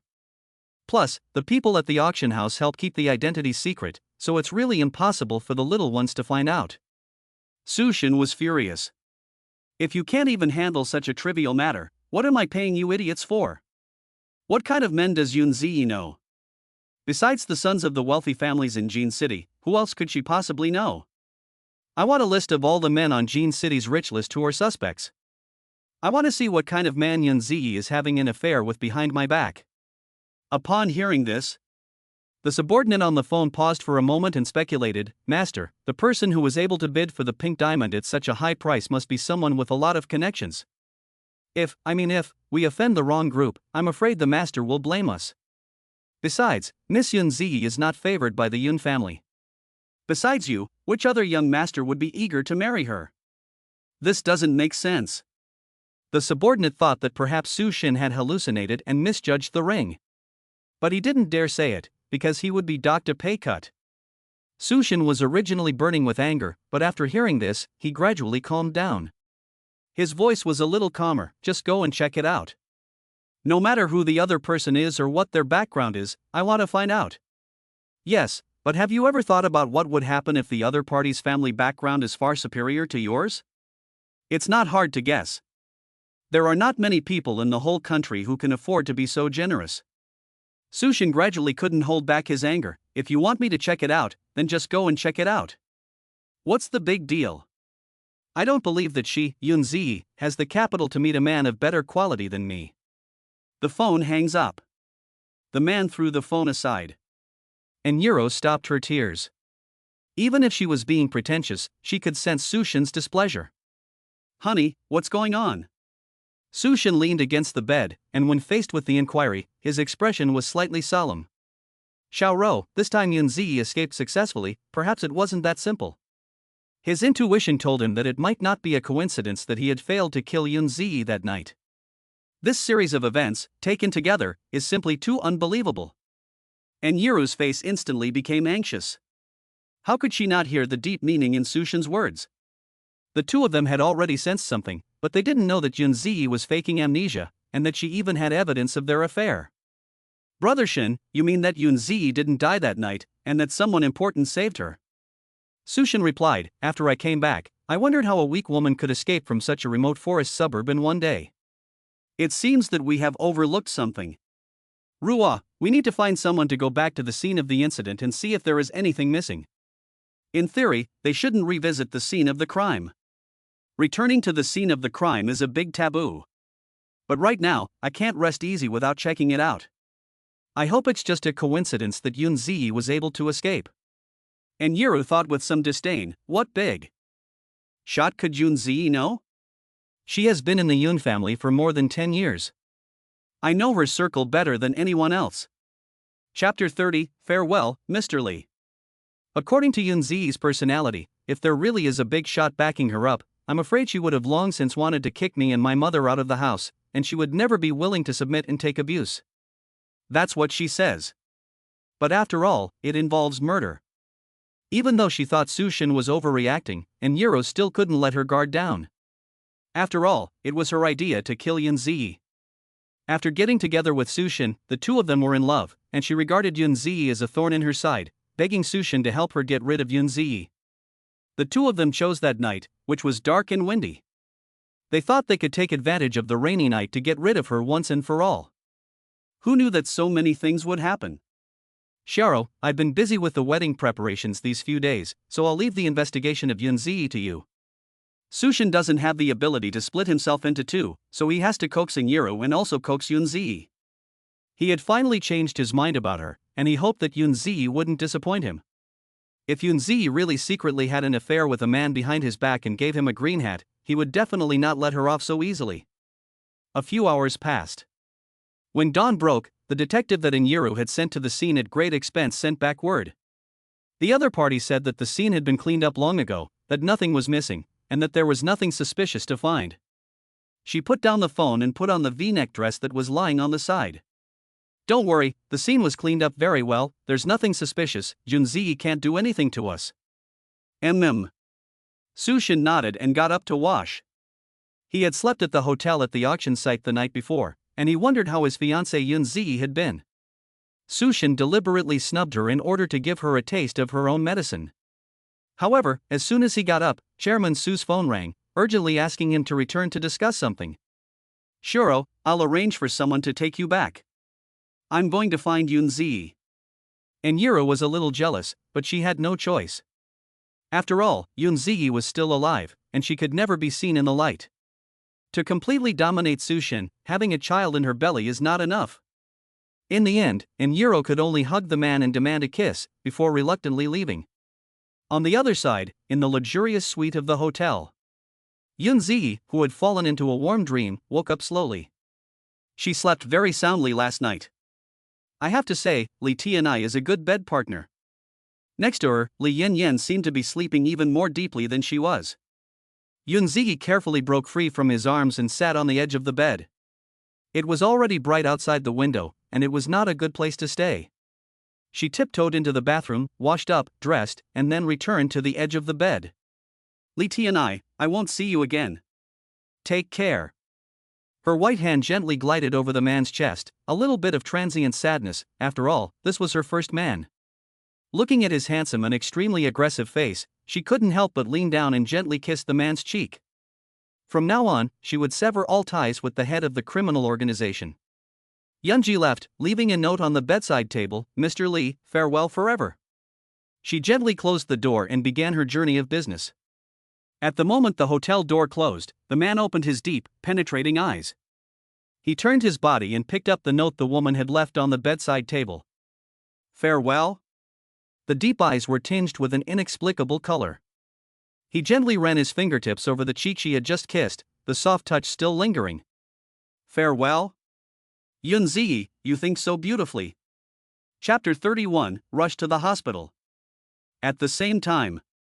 After Yunzi left the room, she immediately took out her cell phone and called her friend. Xiang, the matter has been resolved. She was so tired from being held by Tian last night that she didn't even look at the text message on her phone. She was only calling to tell her friend that she was safe. Jasmine, did you give him back his things? Jasmine asked as she checked out at the hotel front desk. Yunzi had not returned home last night, and Shangman was worried and had not slept. She waited in the hotel lobby and received a call, so she immediately checked out and prepared to meet Yunzi. On the phone, Yunzi shook his head, no. I still have the ring, but I don't think I'll be able to give it back to you for a while. But I've already talked it over with Tian, and we've agreed that we'll never see each other again. Yunzi was happy. Xiangman didn't know what to say. Well, should I be happy for you, or should I be sad for you? What? I'm happy that you can finally get rid of him. As for being sad, Gigi, he's actually been really good to you. He's so generous, giving you a diamond ring at the first meeting. Where else can you find a man like that? Shangman was envious. If a man treated me so well, I would marry him immediately and give him lots of children. Yunji was choked and coughed twice. She almost got carried away by Xiangman. It's easy to say when you're not in the situation. If you really met him, I don't think you'd be so happy. Of course I would. Let's get back to business. Keep the ring for me. By the way, Xiang, can you make me a fake one? No problem. You've come to the right person. I guarantee that it will be an exact copy.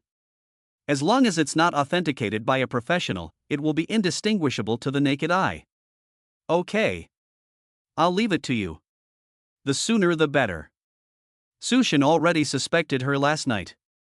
But Yunji was very tight-lipped and didn't say anything. Anyway, Sushin didn't look closely at the diamond ring last night, so Yunzi can just say it's a high-quality imitation. She even planned to bring the fake diamond ring made by Shangman to replace the real one.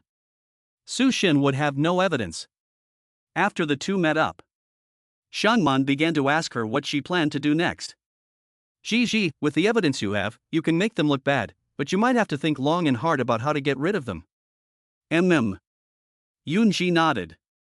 Xiangman was right. I will need your help at the wedding.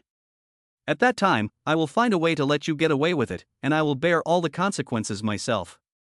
Yun Ziyi has already made plans. She knew she couldn't stay in the gold market any longer.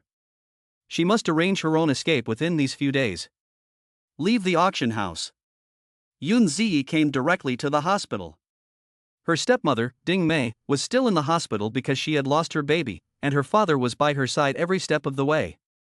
She asked for the room number at the front desk and rushed over directly. She pushed open the door. Ding Mei was lying in bed receiving in 4, and Yun Jinan was sitting by her side holding her hand, doting on her. Dad! The whole ward was filled with a chill. Ding Mei never thought that Yun Ziyi would rush to see her. However, even so, she didn't look happy, and subconsciously touched her high and swollen belly, afraid that Yun Ziyi would try to hit her stomach. Now the whole Yun family knows that she is pregnant with a boy. If Yun Ziyi gets jealous, the consequences will be unimaginable. Ding Mei spoke in a strange voice. Oh, what brings the young lady here? I told you to stay home and rest. Is your head better? Chapter 32, The stepmother worries about the long night. Yun Ziyi put her arms around her chest and walked over to the bed. She looked at the hypocritical stepmother. Auntie Ding, I heard that you have lost your baby. My father is so worried that he can't sleep at night. I didn't know the news, so I came to see you. Oh, I forgot to bring fruit. Do you mind? Ding Mei snorted, but in front of her husband, she could not say anything.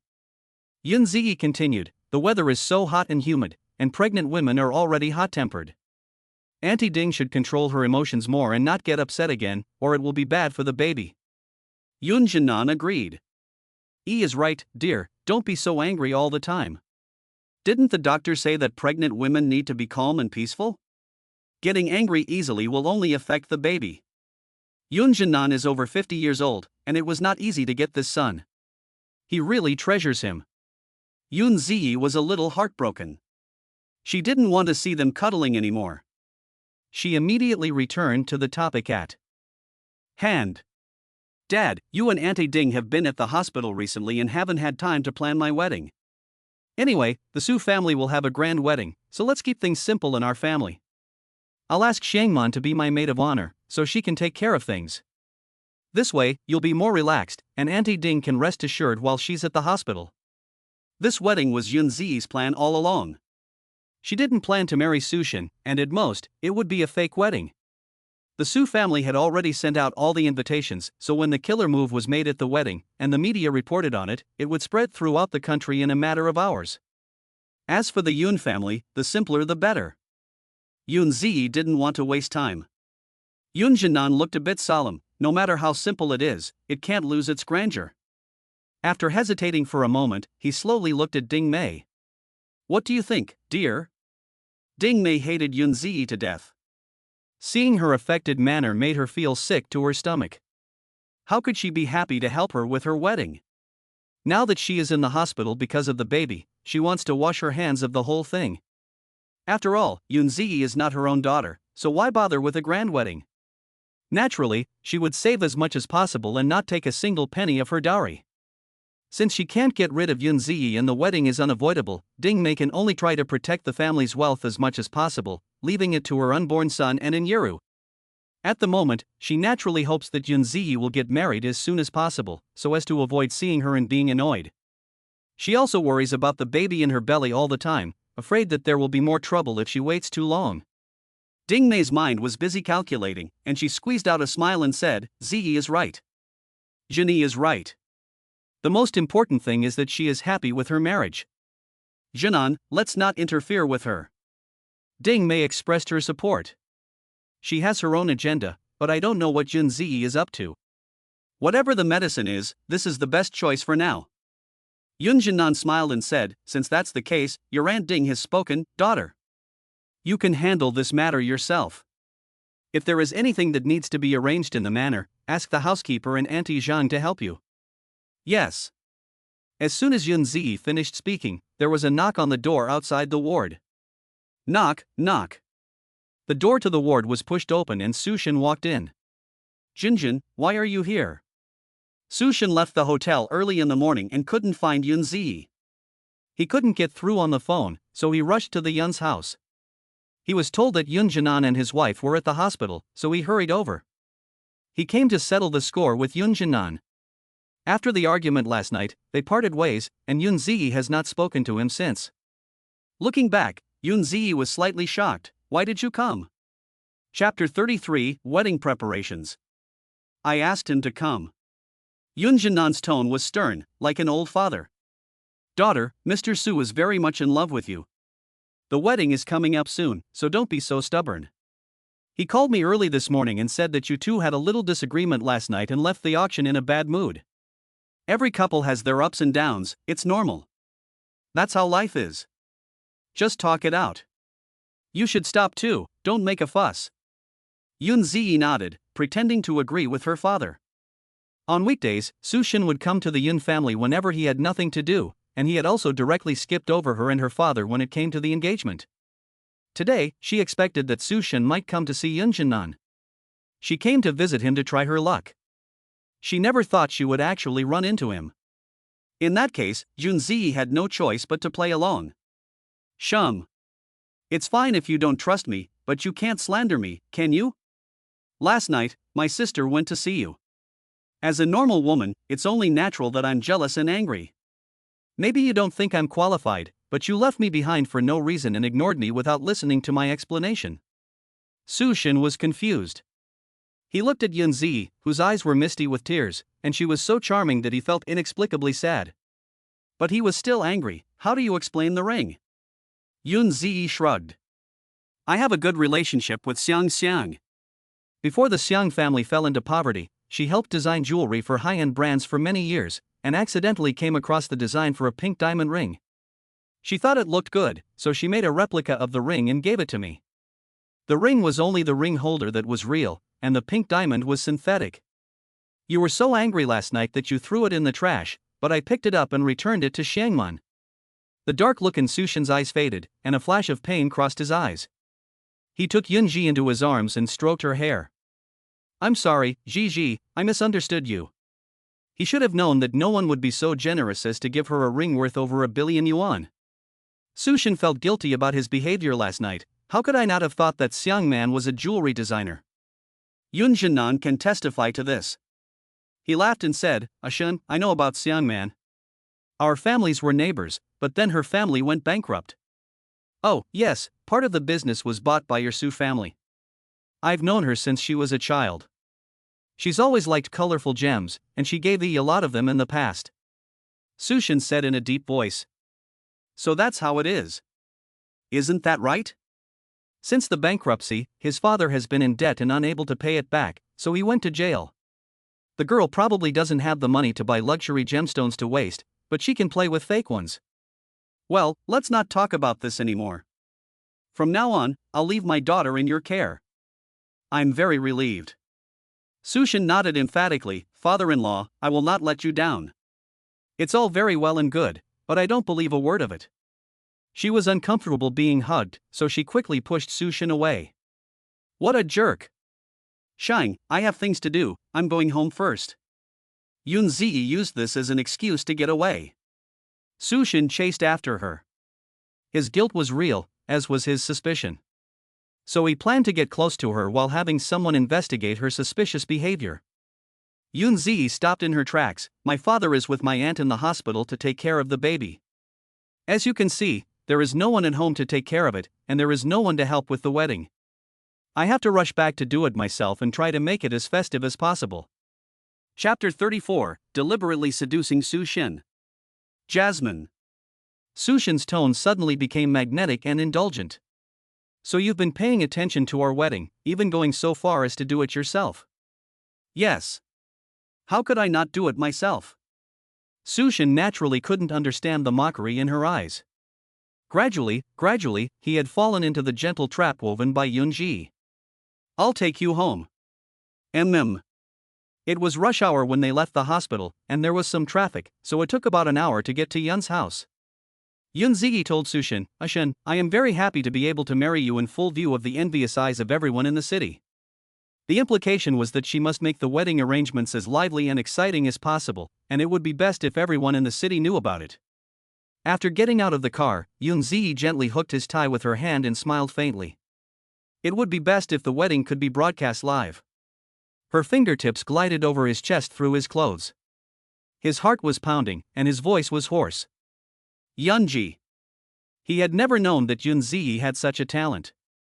Yunzi withdrew her hand, deliberately teasing him. Don't worry, the wedding is just a few days away. We've survived all these years, so a few more days won't make a difference. Sushin was so distracted by her that he couldn't take his eyes off her back for a long time. Damn it, what was his vision before? He let Yunzi go and got involved with Inyiru. Yunzi is clearly a demon. The phone suddenly rang, interrupting his thoughts. Sushin picked up the phone impatiently, and the person on the other end of the line reported the news. Master Su, we've tried to find out again, but we haven't found out who bought the diamond ring at the auction, and we don't know where Yunzi got the diamond ring from. In addition, the people in the forest have reported that there is no suspicious object left behind at all, and the people on Miss N's side are also unlikely to be able to report anything useful. Sushin just sneered, no news is the best news. The person on the other end of the phone paused for a moment, and the little one didn't understand. You don't need to understand. The person on the other end of the phone was even more stunned. He always felt that Master Su had been moody lately and that his mind was not quite right. In the following days, Yunzi had people decorating the manor. People from top to bottom, inside and out, were hanging lanterns and making bouquets. Yunzi's wedding dress had already arrived. In the afternoon, the weather was beautiful. She called Shangman and tried on the bridesmaid's dress together. She said she was there to try on her bridesmaid's dress, but she really wanted to talk to her. Because the Su family had sent someone to help with the decorations, Inyiru had found an eye to spy on Yunzi.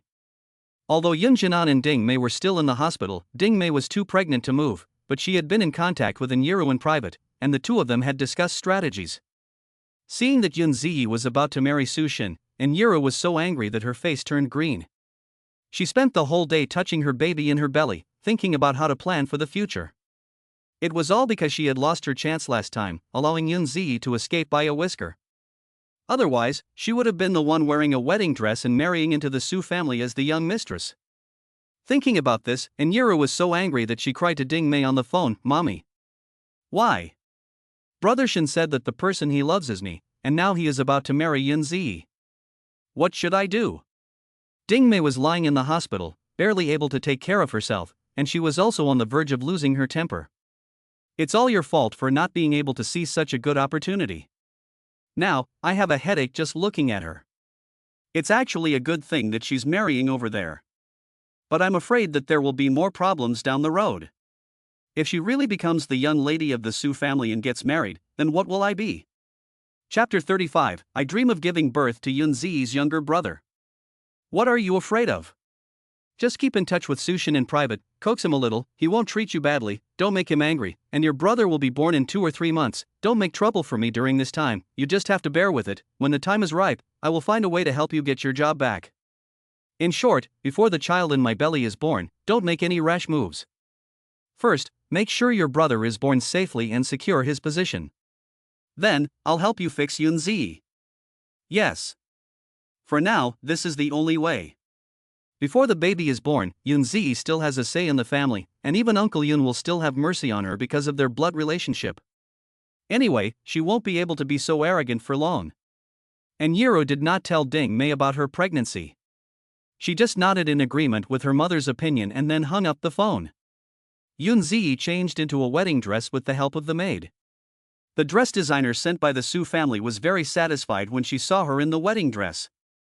"Miss Yun, this wedding dress is tailor-made for your figure. It looks indescribably beautiful on you." Yunzi tried to smile as much as possible, the dress sent by the Su family is naturally the best. Go back and tell you that Mr. Su is very satisfied. Yes, we will convey your message to Mr. Su. We won't bother you any further. The designer and his entourage left in a luxury car. Mrs. Zhang knocked on the door of the dressing room. Miss Shangman is here." As soon as she said that, Shangman, dressed in a black and white business suit, walked in wearing high heels. She had been waiting outside for a while, but since the Su family had sent someone, she waited outside and did not come in. Seeing that the Su family had all gone back to report, Shangman finally came in. Jasmine, did you ask them how the arrangements were going on the Su side? Yun Zi turned around. I checked, everything is in place. The wedding will be held at the Golden River 7-star hotel. Yunji lowered her voice and asked everyone to leave except for Auntie Zhang, and then continued. What about you? How are things going? Yun Zi sent the video of Sushin and Inyiru having an affair to Xiangman. In the past few days, Xiangman has been secretly looking for people and contacting many top journalists in the industry, and has deliberately released some news, just waiting for the day of the wedding. Xiangman was confident, don't worry, leave everything to me, nothing will go wrong. Yun Zi nodded, inexplicably feeling a sense of peace. The two have known each other since childhood, so they have been friends for at least 20 years. Although they are not sisters, they are better than sisters. With her by her side, she inexplicably feels at ease. Yun Zi took out the light purple bridesmaid dress from the gift box. Do you want to try it on? The dress was not sent by the Su family, but was a bridesmaid dress that Yun Zi had specially purchased at a department store, and she had personally chosen the color. She handed the beautifully designed dress to Shangman. Although we both know that this wedding is not real, our sisterhood is real. Okay. Shangman took the dress. She took off the dress she was wearing and put on the bridesmaid's dress that Yun Zi handed her. After she was fully dressed, Yun Zi fastened the straps on the back for her. It fits perfectly. Shangman has a great figure and fair skin. In this light purple dress, she looks like a fairy from a painting. Chapter 36. The bridesmaids are in place. Jasmine, I used to dream of being your maid of honor. But I never thought I would be your maid of honor in this way. Shangman looked at the two beautiful figures in the mirror in front of her. One was Yun Zi in a white wedding dress. And the other is her in a light purple bridesmaid's dress. Shangman turned around and looked at Yun Zi, her tone becoming a little lost. I don't know if I should say this. Shangman seemed to have something to say, and glanced at the old nanny, Auntie Zhang, who was standing by. Yuni noticed her gaze and looked in the same direction. She smiled and said, Auntie Zhang, there's nothing else to do here. Why don't you go down and help me check the decorations in the manor? If there's anything that doesn't look right, keep an eye on it for me. Yes, ma'am. Auntie Zhang politely replied, then turned and left. There were no more idle people on the second floor of the spacious villa. Yun Zi then said, Xiang, there is no one else here except you and me. If you have anything to say, just say it directly. Yes. Shangman let down her guard. I always feel that after the wedding, we will be apart for a long time. Have you thought about what you will do if this matter gets too big and there is no way to end it? She had already spread the news privately. The entire gold market and even the entire Chinese media have heard the news, and they are all secretly preparing to report on it once it becomes public. At that time, the wedding of Yun Zi and Sushin, coupled with Sushin's affair with Inyiru, will surely cause a sensation across the country. But after all, Yun Zi is the heroine of the wedding. Even if Sushin and Inyiru are disgraced and despised by the world, can she still get away with it? Sushin is the eldest son of the Su family, and if he moves against the interests of the Su family, they will definitely not let Yun Zi off. Not to mention, there is also the Yun family. GD, have you thought of a way out? Yun Zi, What I mean is, what if things get out of control? Xiang, things have come to this point, I have no other choice. Don't worry, I believe nothing will happen. After all, Yun Zi has already died once. What is there to be afraid of? The best outcome for me is to see them fall into disgrace, chaos, infighting, or even turn against each other. At the very least. The worst-case scenario is that they join forces and come after me again, hunting me down all over the country? She can accept any outcome. If they dare to do it again, she will definitely get hold of the evidence. Shangman nodded as she watched her so composed. It seems I was overthinking it. I'm too sensitive, and I always do things in a half-hearted way, looking back and forth. You are more careful and sensitive than I am, but that's not a bad thing. It's actually very thorough. Yun Zi's mouth curled up in a smile and she said from the bottom of her heart, Don't worry, I'll take the blame for everything. If they want to make trouble, just go ahead. I won't get you into trouble, Shangman. Jasmine, what are you talking about? I didn't mean that. Anyway, she has no family now. Her father is still in prison and is unlikely to get out for the rest of his life. She really has nothing to worry about. Before her father went to prison, the only thing he asked her to do was to take care of herself. He said with a guilty conscience that she should not get involved in the past and she should not think about getting him out. It was useless. Over the years, Shangman has gotten used to it. Her father is safer in prison. If he really gets out, I don't know how many people will come to collect debts or even chase him. Let's not talk about this topic. Anyway, we are tied to the same rope. If things get too bad and I can't stay in the city, I'll sell the house and go with you to roam the world. Yun Ziyi. Chapter 37, behind his back, he is said to be unrestrained. Oh, this is the ring you asked me to prepare for you. Shangman took out a pink diamond ring from her bag. What do you think? You can't tell. It's a fake. The real one, the one that costs a fortune, she has put away. Yunji asked her to keep it for the time being. But Shangman was worried. I've never kept such an important thing for someone else before. I'm afraid that if I'm not careful, something will go wrong. After the job is done, you must take it back as soon as possible. I can't sleep well with it here. Yes. Yunzi nodded with a smile. She took the fake diamond ring and Sushin no longer suspected her. The fake diamond ring would probably not be used. Yunzi, however, was momentarily stunned. A cold and handsome face suddenly flashed through her mind. What are you thinking about? Shangman leaned over. Do you still want to give him back the ring? No. Yunzi shook her head. Tian doesn't seem like the type of person who lacks money. A few billion in jewelry is like a drop in the bucket to him. When I went to see him that night, he acted like he didn't care at all. The only thing. What? The only thing that made him angry was that I insisted on returning the ring. He was very forceful in asking me to keep it. It seems that I will have to keep it. But every time I see it, I will be reminded of what happened before, and his face. Forget it. You can keep it for me.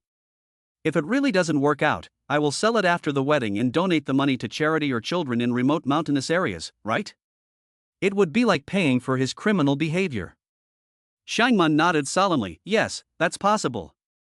But what exactly is the background of that Tian? He's really rich. What crime can make you so rich these days?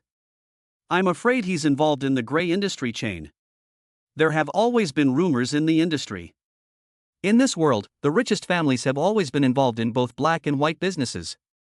However, the money earned through the gray industry chain is not centralized, so you have no idea how much money the families on the list of the richest families have. Moreover, there have always been rumors in the underworld. The most famous criminal organization in the world is controlled by a man who is greedy for money and will do anything to get it. His wealth is probably beyond estimation. Yunzi and Xiang Man thought that Tian was the leader of the criminal organization because they had heard the rumors and put themselves in the right place. Yunzi, I've encountered such a rare thing. Should I feel unlucky or happy? Shangman shook her head. I'm just a good girl. I was pampered by my family since I was a child, so I've never experienced the devastation of a storm, nor do I know what it's like to flee for your life. I've never met the boss behind a top criminal organization, so can you describe the man's appearance and hobbies for me? Seeing this, Yunzi frowned. Handsome. There's a strong sense of oppression. He has a very strong aura. I heard that he likes to keep pets, all kinds of fierce beasts, to tame. Shangman choked. What do you mean by big? Energy field. Oh, I heard you wrong. I thought you were talking about. Yunzi's cheeks flushed. Shangman, I'm serious. What are you thinking? Haven't you ever experienced it? Just ask. It's okay to ask. You dirty girl. Oh, I'm just curious. In the end, Yunzi was forced to give a few words of evaluation under the questioning of her best friend. He is insatiable, uncontrolled, wild, strong, and powerful. Chapter 38, Drinking with Tian. The two women giggled and said some things that made people blush. Yunziyi thought that after getting rid of him, she could finally let loose. Behind his back, they were actually talking about him in a bad way. Little did they know. At this moment, on the other side, the luxurious Wind Castle. Helicopters hovered in the sky and landed. Night Abyss left the Golden City and came to the territory of the Liye, surrounded by a group of servants, and arrived at the castle. It was almost dusk, and the sun was still hanging in the sky in the distance. It was hanging far away in the sky, giving the entire forest and castle a warm glow. Fengza had received a call in advance that Yi Yuan was coming, so he immediately went downstairs to greet him. "Young Master Yi! Where is your father?" "Young Master, please follow me." "The young master is in the living room." "Yes." Yi Yuan nodded and followed Feng Zhe to the luxurious living room. Behind him, there were several custom-made off-road armored vehicles, with many animal cages in the back. The bodyguards lifted the tiny cages off the ground, which contained all kinds of small animals. They passed through the huge garden fountain and entered a long corridor. Ye Yuan picked a beautiful leopard from the cage. "Fengza, your master's wolf hasn't been found yet. I'll give him the money." The leopard had a rope around its neck with a ruby pendant, and the end of the rope was attached to a gold handle inlaid with rubies. Yi Yuan stroked its head, and it was very obedient. The leopard rubbed his hand and purred at him. Fengza was taken aback, looked at the cages outside the door, and then looked at Yi Yuan. Is the young master possessed? He suddenly sent so many pets over. Cough cough, but the young master is quite generous, even willing to give away the ones he raised himself. Fengza was about to take the rope, but then, the next second, Yi Yuan's words stopped him in his tracks. "It's going to cost money." "Fengza, don't worry. It's cheap." Fengza was worried about his father, and secretly thought to himself, there's no such thing as a dishonest businessman. Seeing this, Ye Yuan had to add, "This is a leopard, a sign of great wealth. I'm not just giving your master a pet, I'm giving him money. Tell him to stop being so stingy." Cough. Fengza choked. Ye Yuan is indeed full of money. But does he not have enough money? He has been involved in many unscrupulous industries over the years, and is a veritable bully. Can he spend all that money? He thought to himself, but Feng Zhe was still very respectful on the surface. "Young master, please come in. Don't keep our young master waiting. Li Ti and I had the servants prepare a lot of good wine. It was because he didn't drink enough at the auction house last time." He sat on the sofa in a lazy pose, and footsteps could be heard outside the door. Yi Yuan was the first to enter, striding in with his tall figure and his leather boots. Fengza followed behind him, holding a small leopard. Not only did it have a ruby necklace, but it also had a pink bow tied around its body. "Young master, this is the pet that Yi Xiao sent. He said that a lang was lost and he was afraid you would be upset, so he sent you a Tian. By the way, there are many more outside. I have already sent someone to settle them first." Fengza pulled the leash in his hand forward. He gestured for the little leopard to go forward. It is not small, but it is more than 2 years old. It has a good diet, a beautiful body and fur, and most importantly, it is interactive, obedient, and very attached to people. However, at this moment, the little leopard suddenly fell to the ground, and its limbs were trembling faintly. From the moment Li Yi's gaze fell on him, the cub felt an extremely strong sense of oppression, fear, and terror. Chapter 39. He's going to steal the bride. Li Tianye's aura is powerful enough to intimidate. Just sitting there can make people feel fear. This little leopard was raised in captivity, so it didn't have much wildness in it. It was usually taken care of by Yi Yuan, so it was normal for it to be scared of Li Tian at this moment. This made Yi Yuan feel terrible. "Damn, you almost scared Qian Qian to tears." Li Tian frowned. "Qian Qian? Ye Yuan, you're a big man, don't be so mushy." Li Shenjai's eyebrows were all bunched together. "What a crock. I didn't lie to you. I named it Qian Qian when I found it in the forest. I've been calling it that for so long that I'm used to it." Fengza said, "Knight, I'm afraid you named it Qian Qian because you think about money all the time even when you sleep." Li Yi gestured to the maid to pour wine for Yi Yuan. Then he looked at her coldly and said in a low voice, "Ye Yuan, you know I don't like people who are too obedient, especially the timid ones. Ye Yuan knows this very well. It's just that He said lightly, I have plenty of wild ones, but they're not safe. They're animals after all, and they can hurt you. If they scratch you, with your personality, you'll bankrupt me. In the end, he just cares about his money. In the end, it's still about money. Who is Li Ye? If Yi Yuan is a bully abroad and is notorious internationally, with many black industrial chains under his banner, then Li Tai is no better. Yi Yuan knows his character better than anyone else. Fengza, hurry up and take the money down. Ye Yuan was afraid that the gift he had sent would be returned, so he simply ordered Fengza to take it away. Wait. Li Ye spoke up. Give it to the maid first and take it down to settle it. Yes. Feng Zhe handed the pet leopard to the maid. Then he turned around and looked at Li Ye. Young master, what else do you need? How did you do with the task I gave you? Li Tian asked. Since returning from the gold market, Yi Yuan thought that Li Tai and that little beauty had completely broken off. After all, when he asked him indirectly, he didn't get anything out of him. Even after knowing that Yunji was going to get married, he thought that they had no chance. Unexpectedly, Li Tian's style of work was a complete surprise to him. Young master, Miss Yunzi's wedding is approaching, and I have made all the arrangements. Feng Zhe added.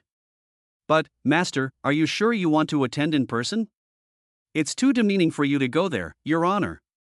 Fengza didn't understand. This was a trivial matter that could have been handled by the servants. They could have brought Miss Yun back at any time. Ye Yuan was confused and interrupted. Tinji, is there a play? What's going on with you and that smart-mouthed little beauty? Fengza, marriage kidnapping. Yes, it was a kidnapping. Rob her, take her. Li Tian put a good whiskey in his mouth and said in a cold voice. Has the castle been cleaned? Is everything in order?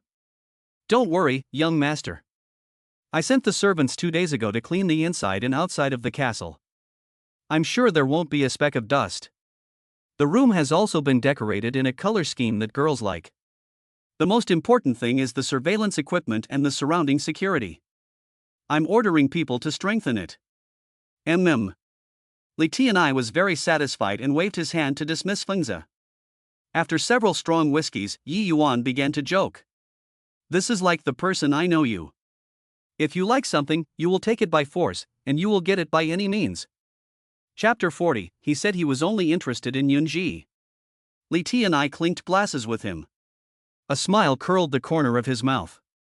The same goes for each other. He and Yi Yuan, the eldest brother, don't call the second brother, they have known each other for so many years, and they know each other well. Yi Yuan finished the drink in one gulp. Damn. I'm not as beastly as you. Look, this huge palace-like building, coupled with layers of defenses, the little beauty will be tied up and can't see the sun. She'll be crying every day. I pity her. Li Tian lowered his voice. Can she talk? How many women would be lucky to be taken care of and spoiled by him? What's there to cry about when Yunzi came here? If she dares to marry Sushin, she will have to taste the consequences. He, Li Tai, is not her plaything, and she cannot use him up and throw him away. That woman is really heartless. She only holds him in her arms and begs for affection when they are in bed. After they are done, she avoids him like the plague and treats him like a worn-out shoe. His status in her heart is not even comparable to that of Sushin, that hypocrite. Yunzi, she should be punished accordingly.